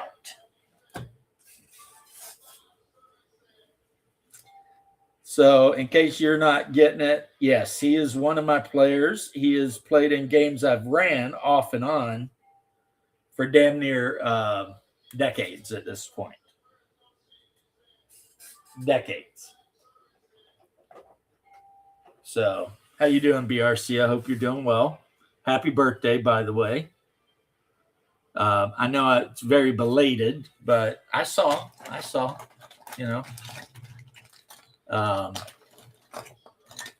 So anyway, yes, you could absolutely have that deity in your game, and it wouldn't even be like, it wouldn't be anything. It'd just be like normal, all of the deities that you encounter in Hyboria exist in Hyperborea, which means that you absolutely could have a town where the people in the town worship Mitra. You could have a town where they worship the Setite goddess of death, Dakado, I believe is her name. You could have, you already got the spider god, Atlak Naka, which the Turanians called something else. But at the end of the day, you have the spider god. You have the what's the other thing? Oh, Set. You have Set. There's actually two serpent gods, Set and a good one. I forget the name. I'd have to look in the book, which fortunately I have right here. See how close I can get with just opening a page. Not very close. Okay. There's the races, and after the races should be the right. So the celestial serpent is called Boetsu, and it is a deity of law, associated with the sun, light, law, agriculture, society, protection, duty, enlightenment, the circle of life, etc. Right? And then, of course, you've got Yig, the great serpent, also called Apep, also called Set. And also a deity of law, but lawful evil in this case, associated with snakes, reptiles, sorcery, necromancy, resurrections, reincarnations, mummifications, and he is said to manifest as an enormous python. Typically worshipped by Ixians, Lemurians, Moors, and Mu. So, and then, like I said, you've got Klaknaka, the spider god, and Thaumagoraga, a deity of evil associated with Hades, demonism, torture, slavery, violence, war, bellicosity, and bloodletting. Manifests as a massive, heavily armored warrior, demon warrior, who wears a great horned helm and wields a flaming two-handed scimitar. Folk of Hellenic descent believe Thaumagoraga is in fact Ares, the god of war, while some Celtic folk believe him to be Cernunnos, the horned one. So there's a lot of that in Hyperborea. There's a lot of that where it's like, you've got a god, but it could actually be like the Raven. The Mu think that Raven, the deity Raven, is Anansi, but the Vikings, a lot of Vikings think Raven is Odin. And Odin is not a very powerful deity, and a lot of Vikings hate Odin.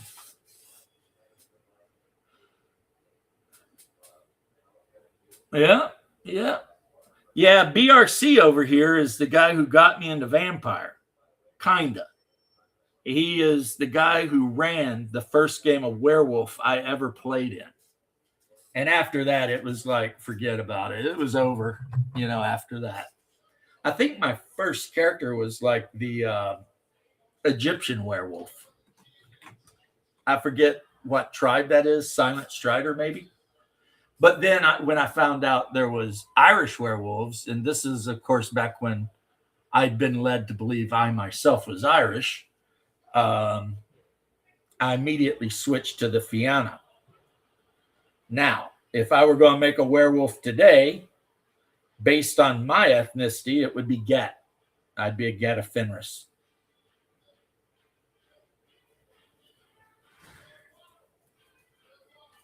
So would my wife, since we're both very, very Germanic and Scandinavian. So that's if I got to pick. I mean, for all I know, who knows?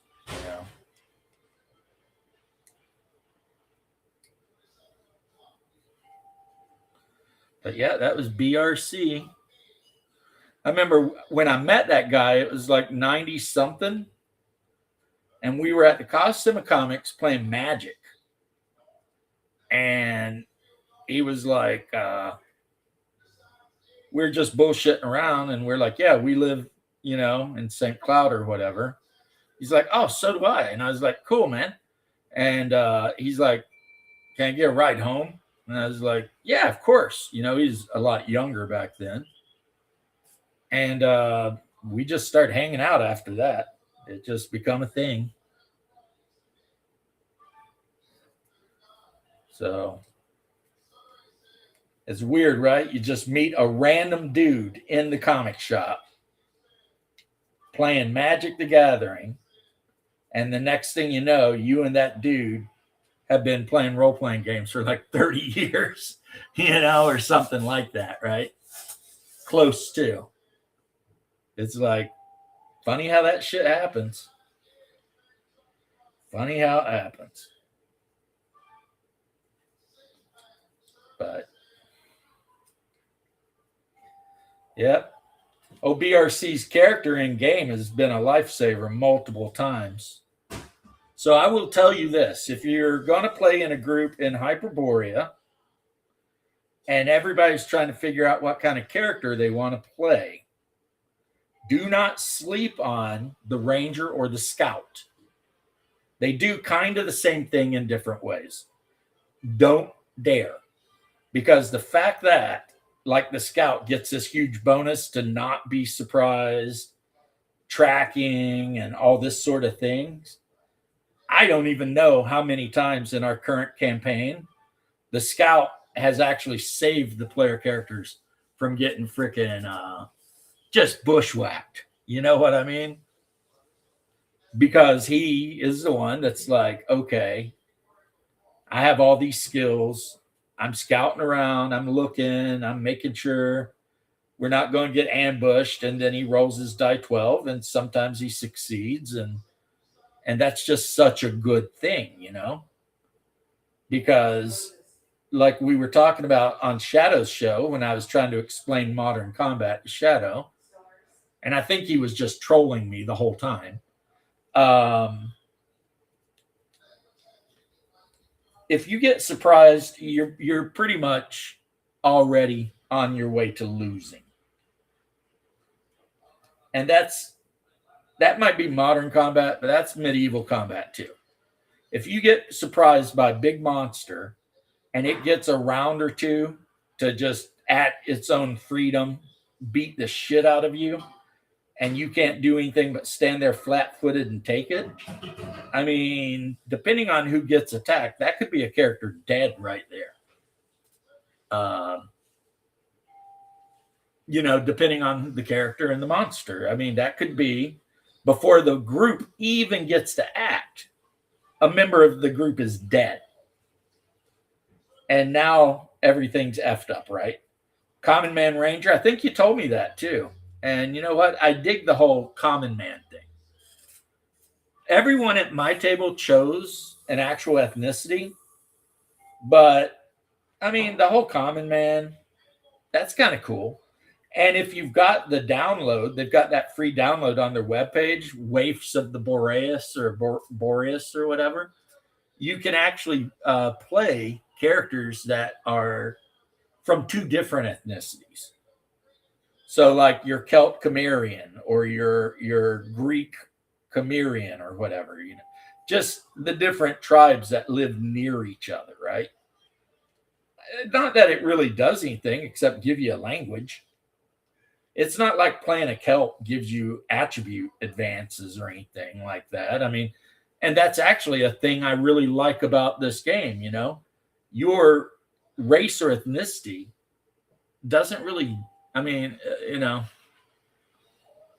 See, off grid, if you were playing in Hyperborea, your ranger, if he hated anyone, it could be orcs and gnolls because they do both exist in Hyperborea and they're both completely horrible. Hobgoblins don't exist, so whatever. But, you know, you could just say you hate Romans, it'd be about the same thing.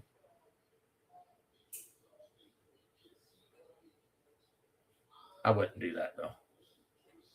So I painted this guy in my hand. I'm going to show him to you. I painted him the dark green, and I've just gave him a pretty good wash with Vallejo game wash.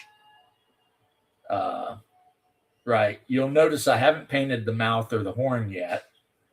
Just making sure all of this is washed. And then when he's dried, that's when the work begins. But there he is. Zargon. Yeah, right. That's, of course, I know you're joking because they're the only two ethnicities of humanity that can't reproduce with any other ethnicity. So Hyperboreans can only reproduce with Hyperboreans, and Atlanteans can only ever have children with Atlanteans. Otherwise, it's a no-go. So yeah, Zygon. Now, when that wash is completely dry, that's when the dry brushing begins. And I'm probably going to dry brush him up to the very brightest highlights are going to be like this color. I mean, mostly he won't be that color, but the really brightest parts of him will, like the very tops of muscles and stuff like that. That's true. That's true. BRC has always played kind of the outdoorsman ranger type for years and years and years. That is a fact.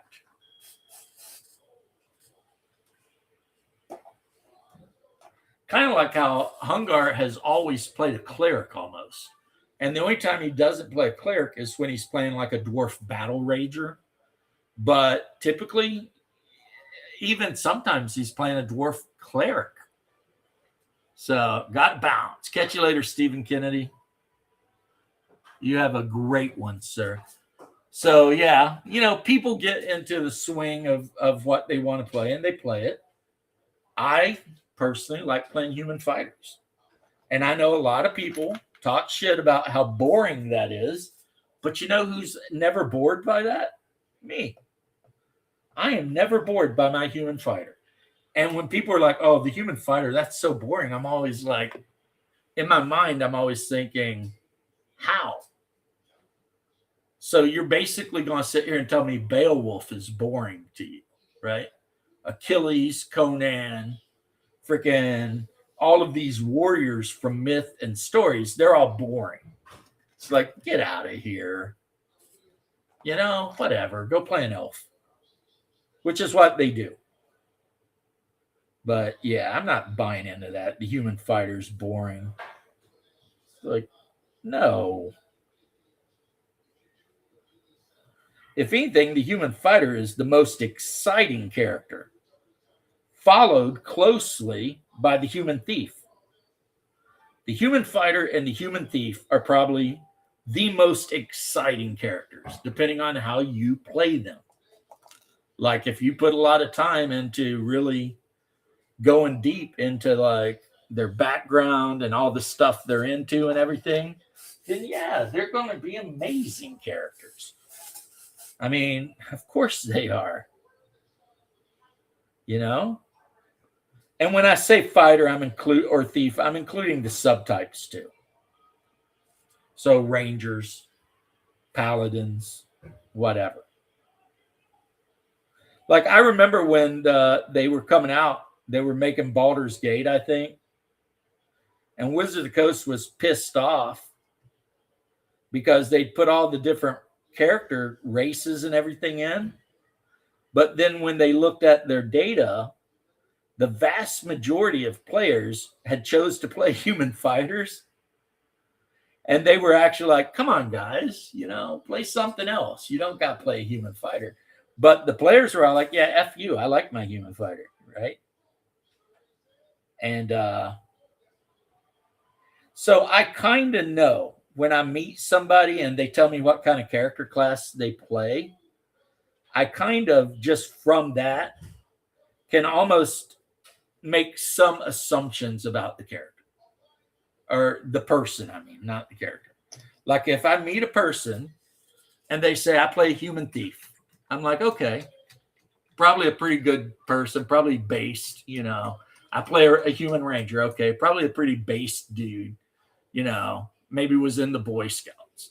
But if you meet somebody and they roll in and they're like, I play a tiefling, whatever, devoted to, the cosmic, this, that, and the other, my red flags immediately are waving and, waving.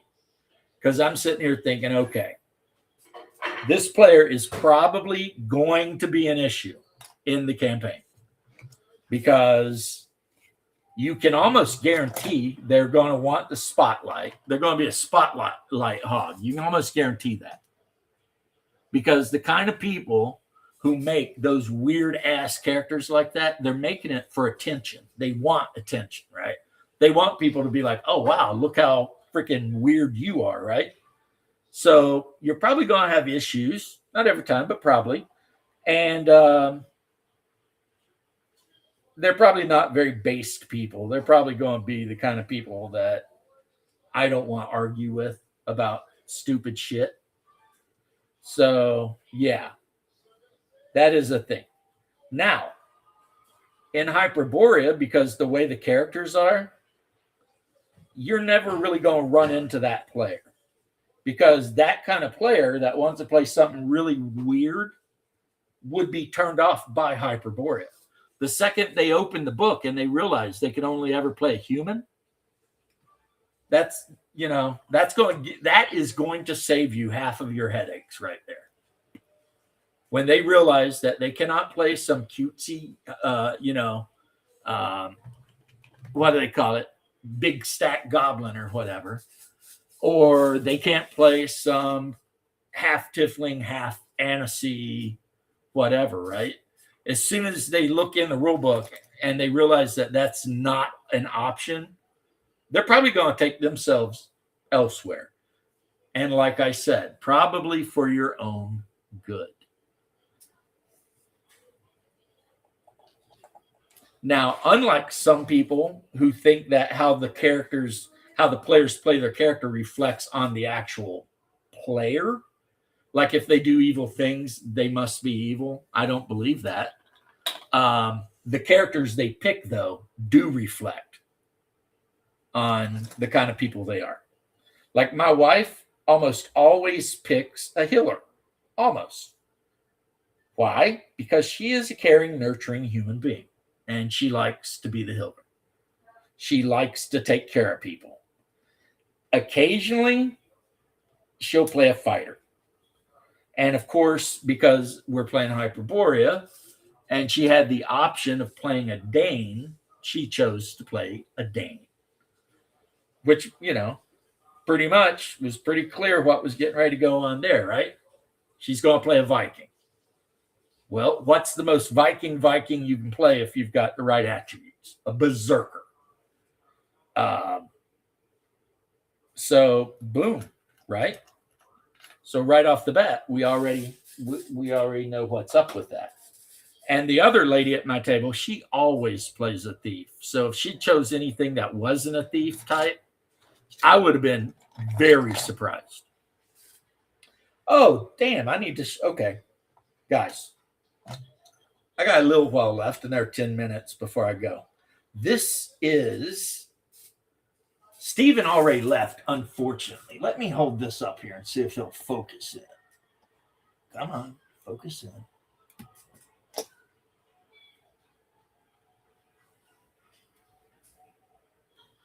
You know what? I know what I'll do.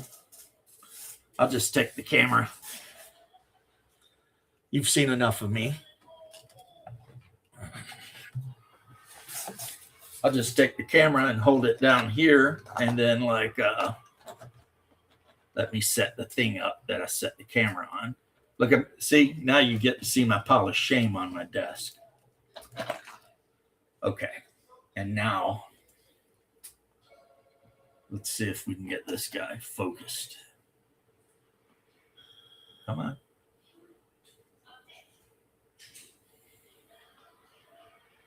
Maybe what I should do is put something behind him to kind of make sure the camera is not trying to focus on all the stuff behind him. Let's do that. Let's see if this works. Okay. And then I'm going to put him here and turn him so you can see his face.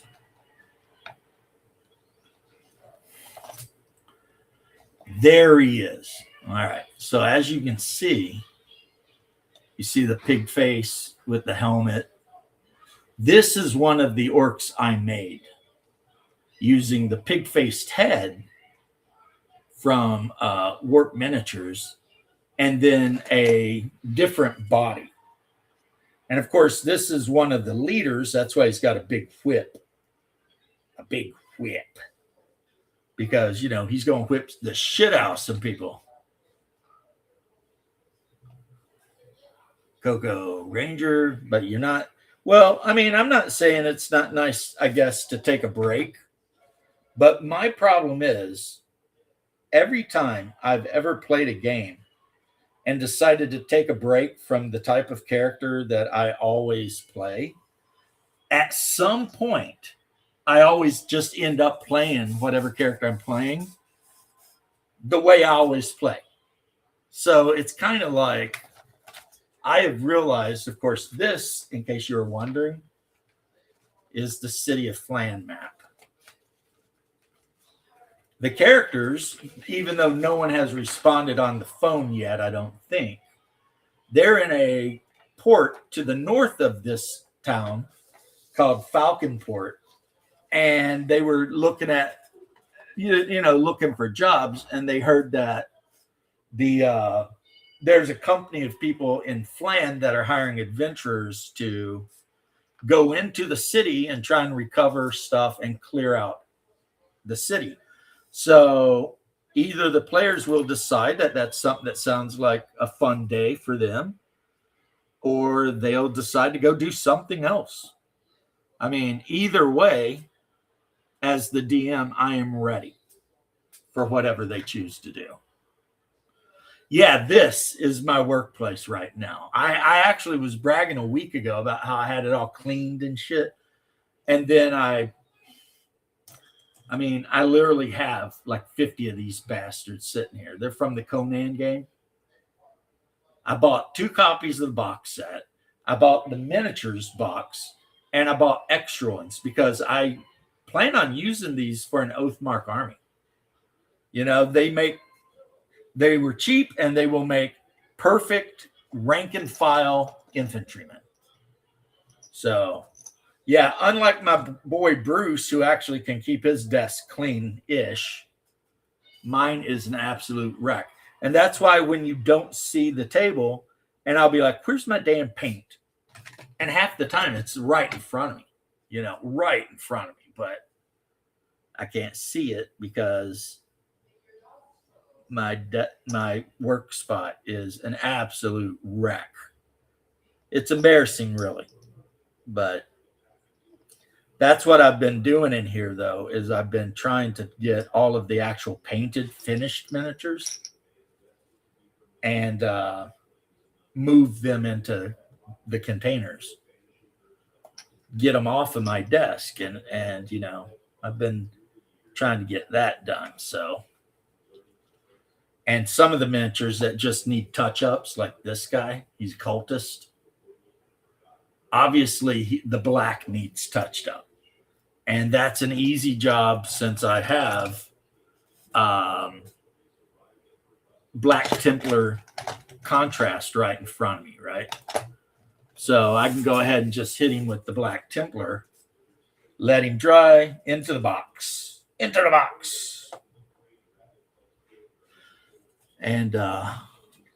yeah, I got my Zygon. I actually like that miniature too. He's big too. He's like 6 inches, so that's like a 30-foot tall bastard.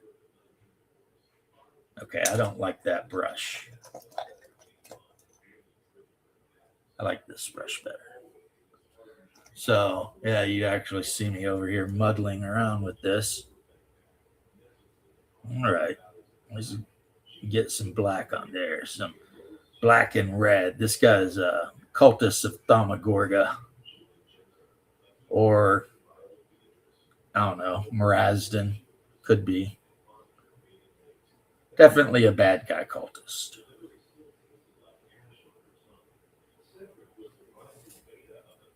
All right.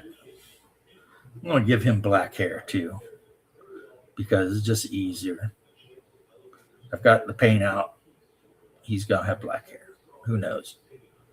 Maybe he's Greek or something. A Berber or something. I don't know. He's got black hair. I used to have black hair.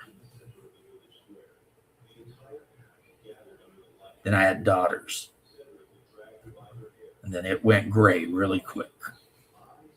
Because that's what daughters do. Now, I got some figures I need to prime up. I think they're going to be super easy to paint since they're just rotten flesh. Like the whole figure is just rotten flesh. So you see, I've touched him up. I'll show him off. I need to do the rope around his waist, but otherwise, he's ready to go in the box. Well, I need to paint his base. I'll probably paint the base just a neutral gray. But I've got a couple of these guys. And they were sold as conglomeration. So it's like a bunch of zombies that are all stuck together, right? Like they all rotted together and now they all move around together. But I think they'll be pretty easy. Primer them, hit them with some rotten flesh, do some hair and a little detail work, and they'll be fine. So I got a couple of them there. Close this up. What time do we got? Got a couple more minutes. I got these Leocrota miniatures. I don't know if I've ever used a Leocrota in a game ever, but I think I might. These are apparently from Greek mythology, and they can mimic human voices. So a pair of these guys hanging out can mimic like a human calling for help or something. And if you go running after them, well then, things can go really bad for you, as they say. Things can go really bad. You can end up getting attacked by two of these guys. Now, who would really be worried about that, I would think, would probably be a lone traveler. That's probably who they're really wanting to get. A lone traveler just going from one place to the other, and the Leocrota start calling his name or calling out to him, hey, maybe they use a female voice and they're like, I need help or something. and the lone traveler leaves the road to go help the person, and the next thing you know, now he's lunch for a pair of frickin' Leocrota. Yeah. Yeah, Dragon Magazine used to do amazing uh the ecology ofs. That was one of my favorite articles they used to do. I remember they did a really good one on like the Otyugh or whatever. I really liked that one. They really went into detail as far as why is this a thing, and how does it live and blah blah blah. Like if you're smart and you know where an Otyugh lives, you could wait till it buds or whatever it is and get the baby one and drag it back to your castle and throw it in the bottom of your sump pit. And, as long as you make it where it can't climb out, you basically got a living garbage disposal. And as long as you keep feeding it garbage and stuff, it's pretty happy. It's going to just hang because, pretty much everyone in that situation is getting their needs met. You know what I mean? And that makes for a good relationship. Everyone's getting their needs met. Well, okay then. So you probably would have a very happy Otyugh living down in your sewer system, just sitting there gorging itself on all the filth and muck and everything of the castle, the keep, whatever. Here's another. I have a bunch of these too. They're just dudes, that have been impaled on stakes. Sometimes they're cool to just throw on the table, just to let the players know that whatever they think things are like is probably not exactly that way, And the thing is, you can throw an impaled dude on the table during any wilderness encounter, and the players, you don't have to tell the players a damn thing about how it happened. But if you think about how could it have happened, well, a group of bandits could have captured a traveler and thought it'd be fun to impale him. He could be a criminal that got ran down and impaled. There's no end of reasons somebody might want to go ahead and impale someone else, right? It could be a guy who slept with a noble lord's daughter, so they ran his ass down and impaled him. The players may never actually know why the guy was impaled, but it'll give them something to think about while they're wandering through the countryside. They're definitely going to be looking around being like, what's going on around here? We just wandered by a dude that was 100% impaled on the side of the freaking road. By whom and for what reason, we don't know. And then that could actually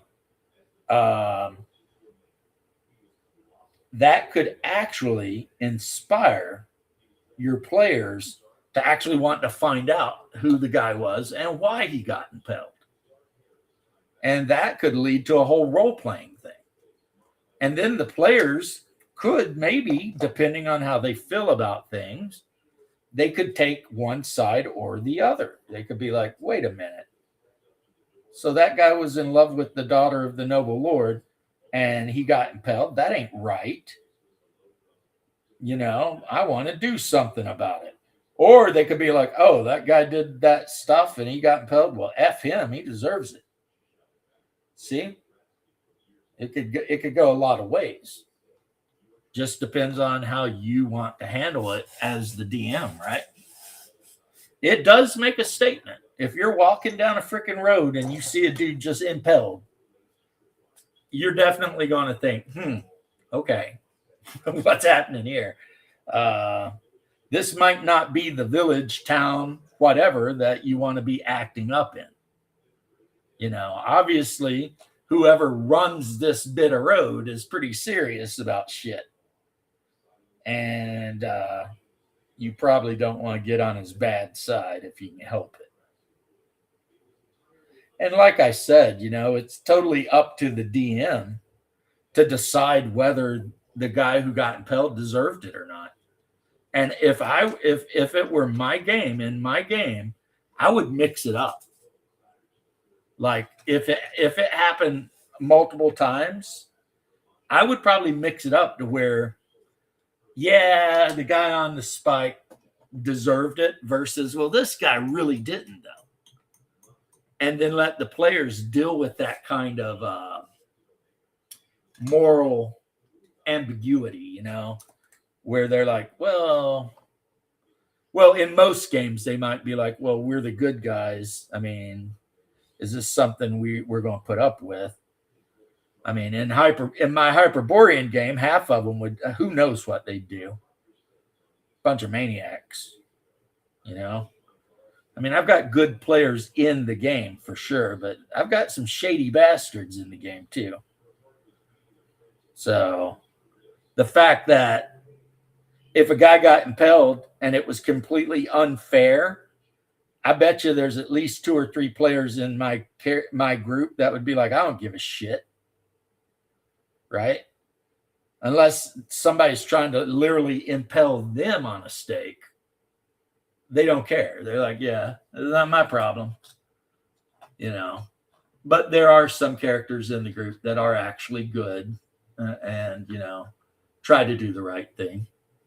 And that makes the game a lot more exciting since not only are you playing a game where the players against the world for the most part, but you also have philosophical differences within the group itself. Like some characters who only care about themselves, and then other characters that are actually like friendly and nice and want to, have like a better relationship or something. And we've had some good role playing opportunities where those two things have. Why do you got your purse? I'm going to Walmart. I'm getting barbecue sauce for tomorrow. Are we out of barbecue sauce? We're out of the Sunnies, yeah. So I'm going to run to Walmart real quick because they don't have that at the other store. Anything you want from Walmart while I'm there? I don't need anything, baby. Just your love. Okay. Stay there. I'm sorry. Yeah, the dog's like, you are abandoning me. I'm going to be back ASAP, babe. Okay. So the wife has to run to the Walmart because she's making pulled pork tomorrow. She's got this recipe where she slow cooks pork for like hours and hours and hours with apple cider and everything. It's really good. But and I'm being super lazy in that I honestly, when I get off of this computer, which I'm going to in a little bit, I need to get my ass onto vacuuming and mopping this floor. I have been putting it off all day. And even though I know how my wife is, she'll say, well, baby, it's late. You can wait and do it tomorrow morning because, she's a sweetheart. But I don't want to do that. I'd rather just do it tonight.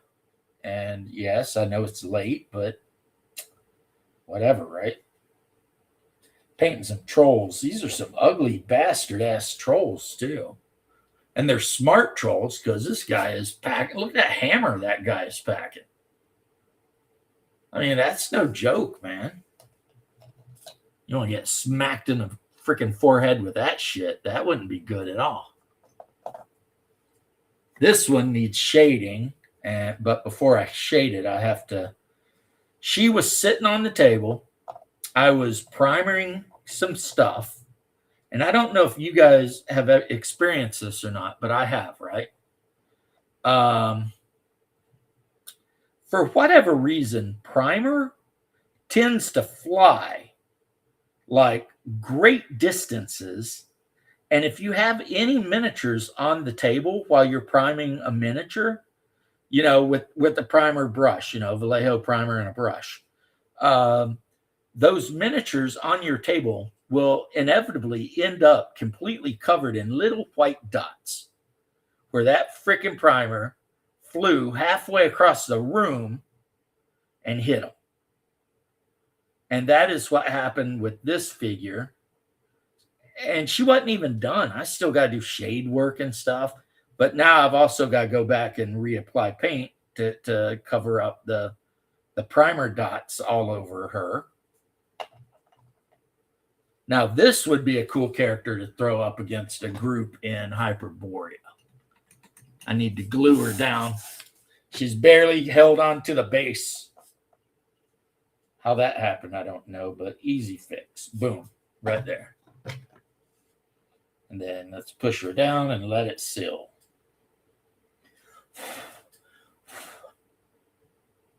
There it is. And then, yeah, see, she needs her flash wash and everything. But some of you obviously are going to know exactly who that is. Right? She's in her mortar and pestle. She's sweeping herself, her tracks. I wish I didn't shake so much. Sorry, guys. But yes, Baba Yaga. Which does not mean the boogeyman. Baba Yaga does not mean the boogeyman. No matter how you say Baba Yaga, it will never mean the boogeyman. The boogeyman is like a whole different. It's like the Yara something is the boogeyman. Baba Yaga, technically, if you translate it literally, it means an old woman with saggy breasts. But, you know, it also means the witch, Baba Yaga. And because a Baba just means old woman. The root word Baba is old woman. That's why you call a grandmother a babushka, right? So there are some theories that Baba Yaga, way before the advent of Christianity in the Slavic lands, may have in fact been a deity that got demoted to a forest witch that eats children. That is a legend. Now, I don't know if that's true or not, but it is a legend.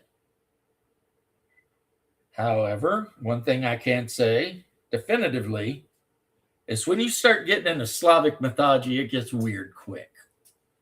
You know, it's and a lot of people, they try to like take Slavic mythology and find other deities that could be that thing. You'll see a lot of times people try to do that with Perun. You know, they'll be like, Perun is Thor. And the answer is absolutely not. Under no circumstances is Perun, the god of storms, Thor.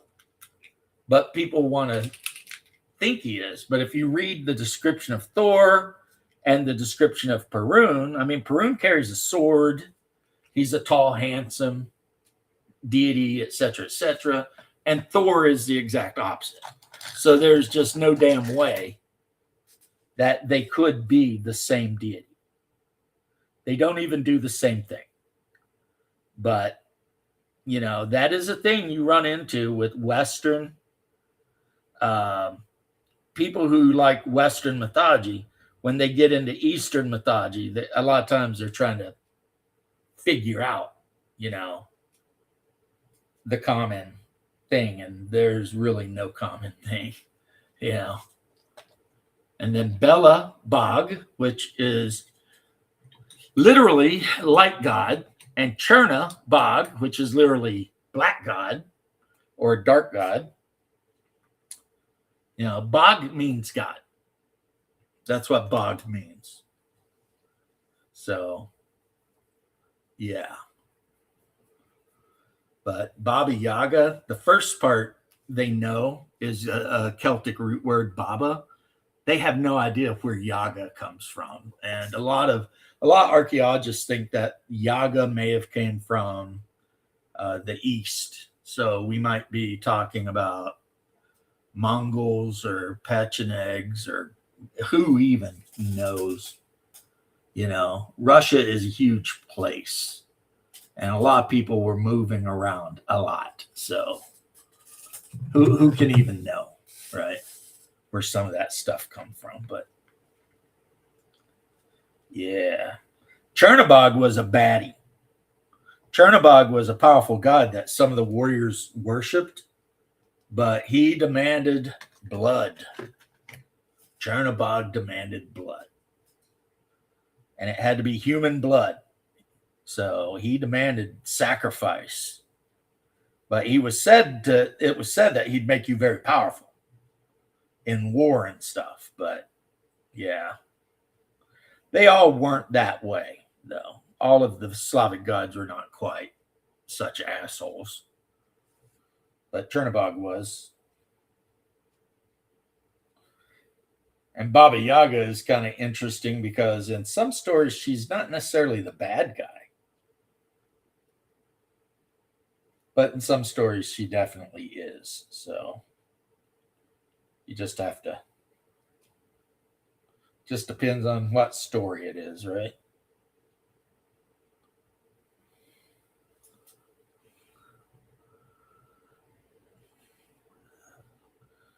I am doing some light highlighting on these trolls. Just a little bit, just a touch. I mean, I don't mind if they look filthy and kind of covered in gunk. That'll actually be good for a troll, Yeah, so I'm just picking them up a little bit. I need to do this guy's hair. And that thing on his chest, it looks like a bones. So I'll go ahead and use some of my bone and highlight that just to pick the bones out. But yeah, and then I'll use my ball salt for the head of that big ass hammer, and I'll use some weird wood for the.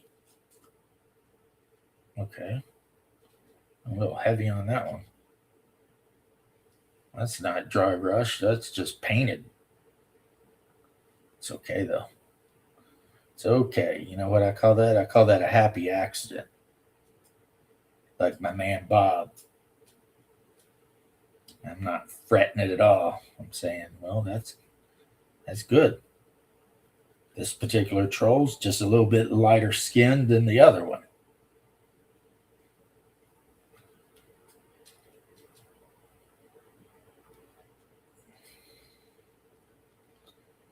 Yeah, I didn't get enough paint off, so it kind of went a little heavier green. But when he's done and on the table, no one will be able to tell. He'll just be another green freaking troll coming at him. I have trolls without weapons too, so these might be special trolls since, they're actually carrying weapons. And then I have your standard trolls with just the claws, They look about the same though. So, yeah, let's touch this guy. Yeah, and the green I just showed you, that's what's going to happen with Zargon too. Eventually. He's going to get a couple of layers of highlighting, and it's going to end with this Venom green on the really, really upper highlights. And I'm basing that on some artwork I saw online. I typed in his name and looked for images to see how to paint him. And basically, there was one where he was kind of a dull brown. Wasn't a bad paint job, really, but he was just dull brown. And then there was another one where he was like this almost like glowing green. And you guys obviously you know which one I liked. I liked the one where he was really kind of slimy green looking, I mean, not to be disgusting, but almost like Nurgle-ish, mucus type, whatever. So let's get him highlighted a little bit. Yeah, he looks good. His face needs a little bit more, just a touch more on the old face. Just a touch more on those brows and the nose and the chin. So we'll hold him up. I don't know why he looks almost gray here because he's actually really green. But yeah, get his base done. Big freaking troll ready to just run players down and eat them. You know, I'm liking that, right? Right. I got a couple. This guy, this next troll, I decided to remove the club that he had. And I had an extra, like, flail thing from a unit of flagellants from my Warhammer Empire army. So I just posted that right in there and gave him purple pants. So he's all green with purple pants like the Hulk. And I'm thinking, you know, if there's ever an encounter with multiple trolls and this guy's there, he's obviously going to be the boss. You know, this is the boss troll. He's got the best weapon. He's wearing the best pants. You know. Now, one thing I do with some of my other trolls is when you look at the trolls, you'll see there's little like dots on them, little bumps. A thing you can do, which is entirely disgusting, but if you want to take the time, because, you know, you're that guy, right? You take a little bit of like a red paint. Don't have to be a bright red either, just a reddish paint, right? And you paint those bumps red. And then when that red paint is dry, you go back over, and in the center of each one of those little bumps, you put just the palest green, like paler than even the green I'm using. You really want it to look like yellowy pus. And you put just a dot on the very top of that, so that looks like some kind of pussy, you know, pustule or pimple or something, right? And that will make your troll look extra disgusting. Of course, you know, I learned that painting Warhammer figures. Because, you know, Warhammer figures, you want them to look as ugly and jacked up as possible. So now what I'll do, honestly, is I'll go back with these guys and I'll probably put a dot of really bright red paint right in the eyes. Just not even try to make eyeballs, just put a red dot. So that looks like maybe they got red glowing eyes or something. Now, all that said, I've went 20 minutes overdue. So peace and love to all of you. Catch you later. Thanks for hanging and watching me muddle around with this shit. And I'll talk to you later.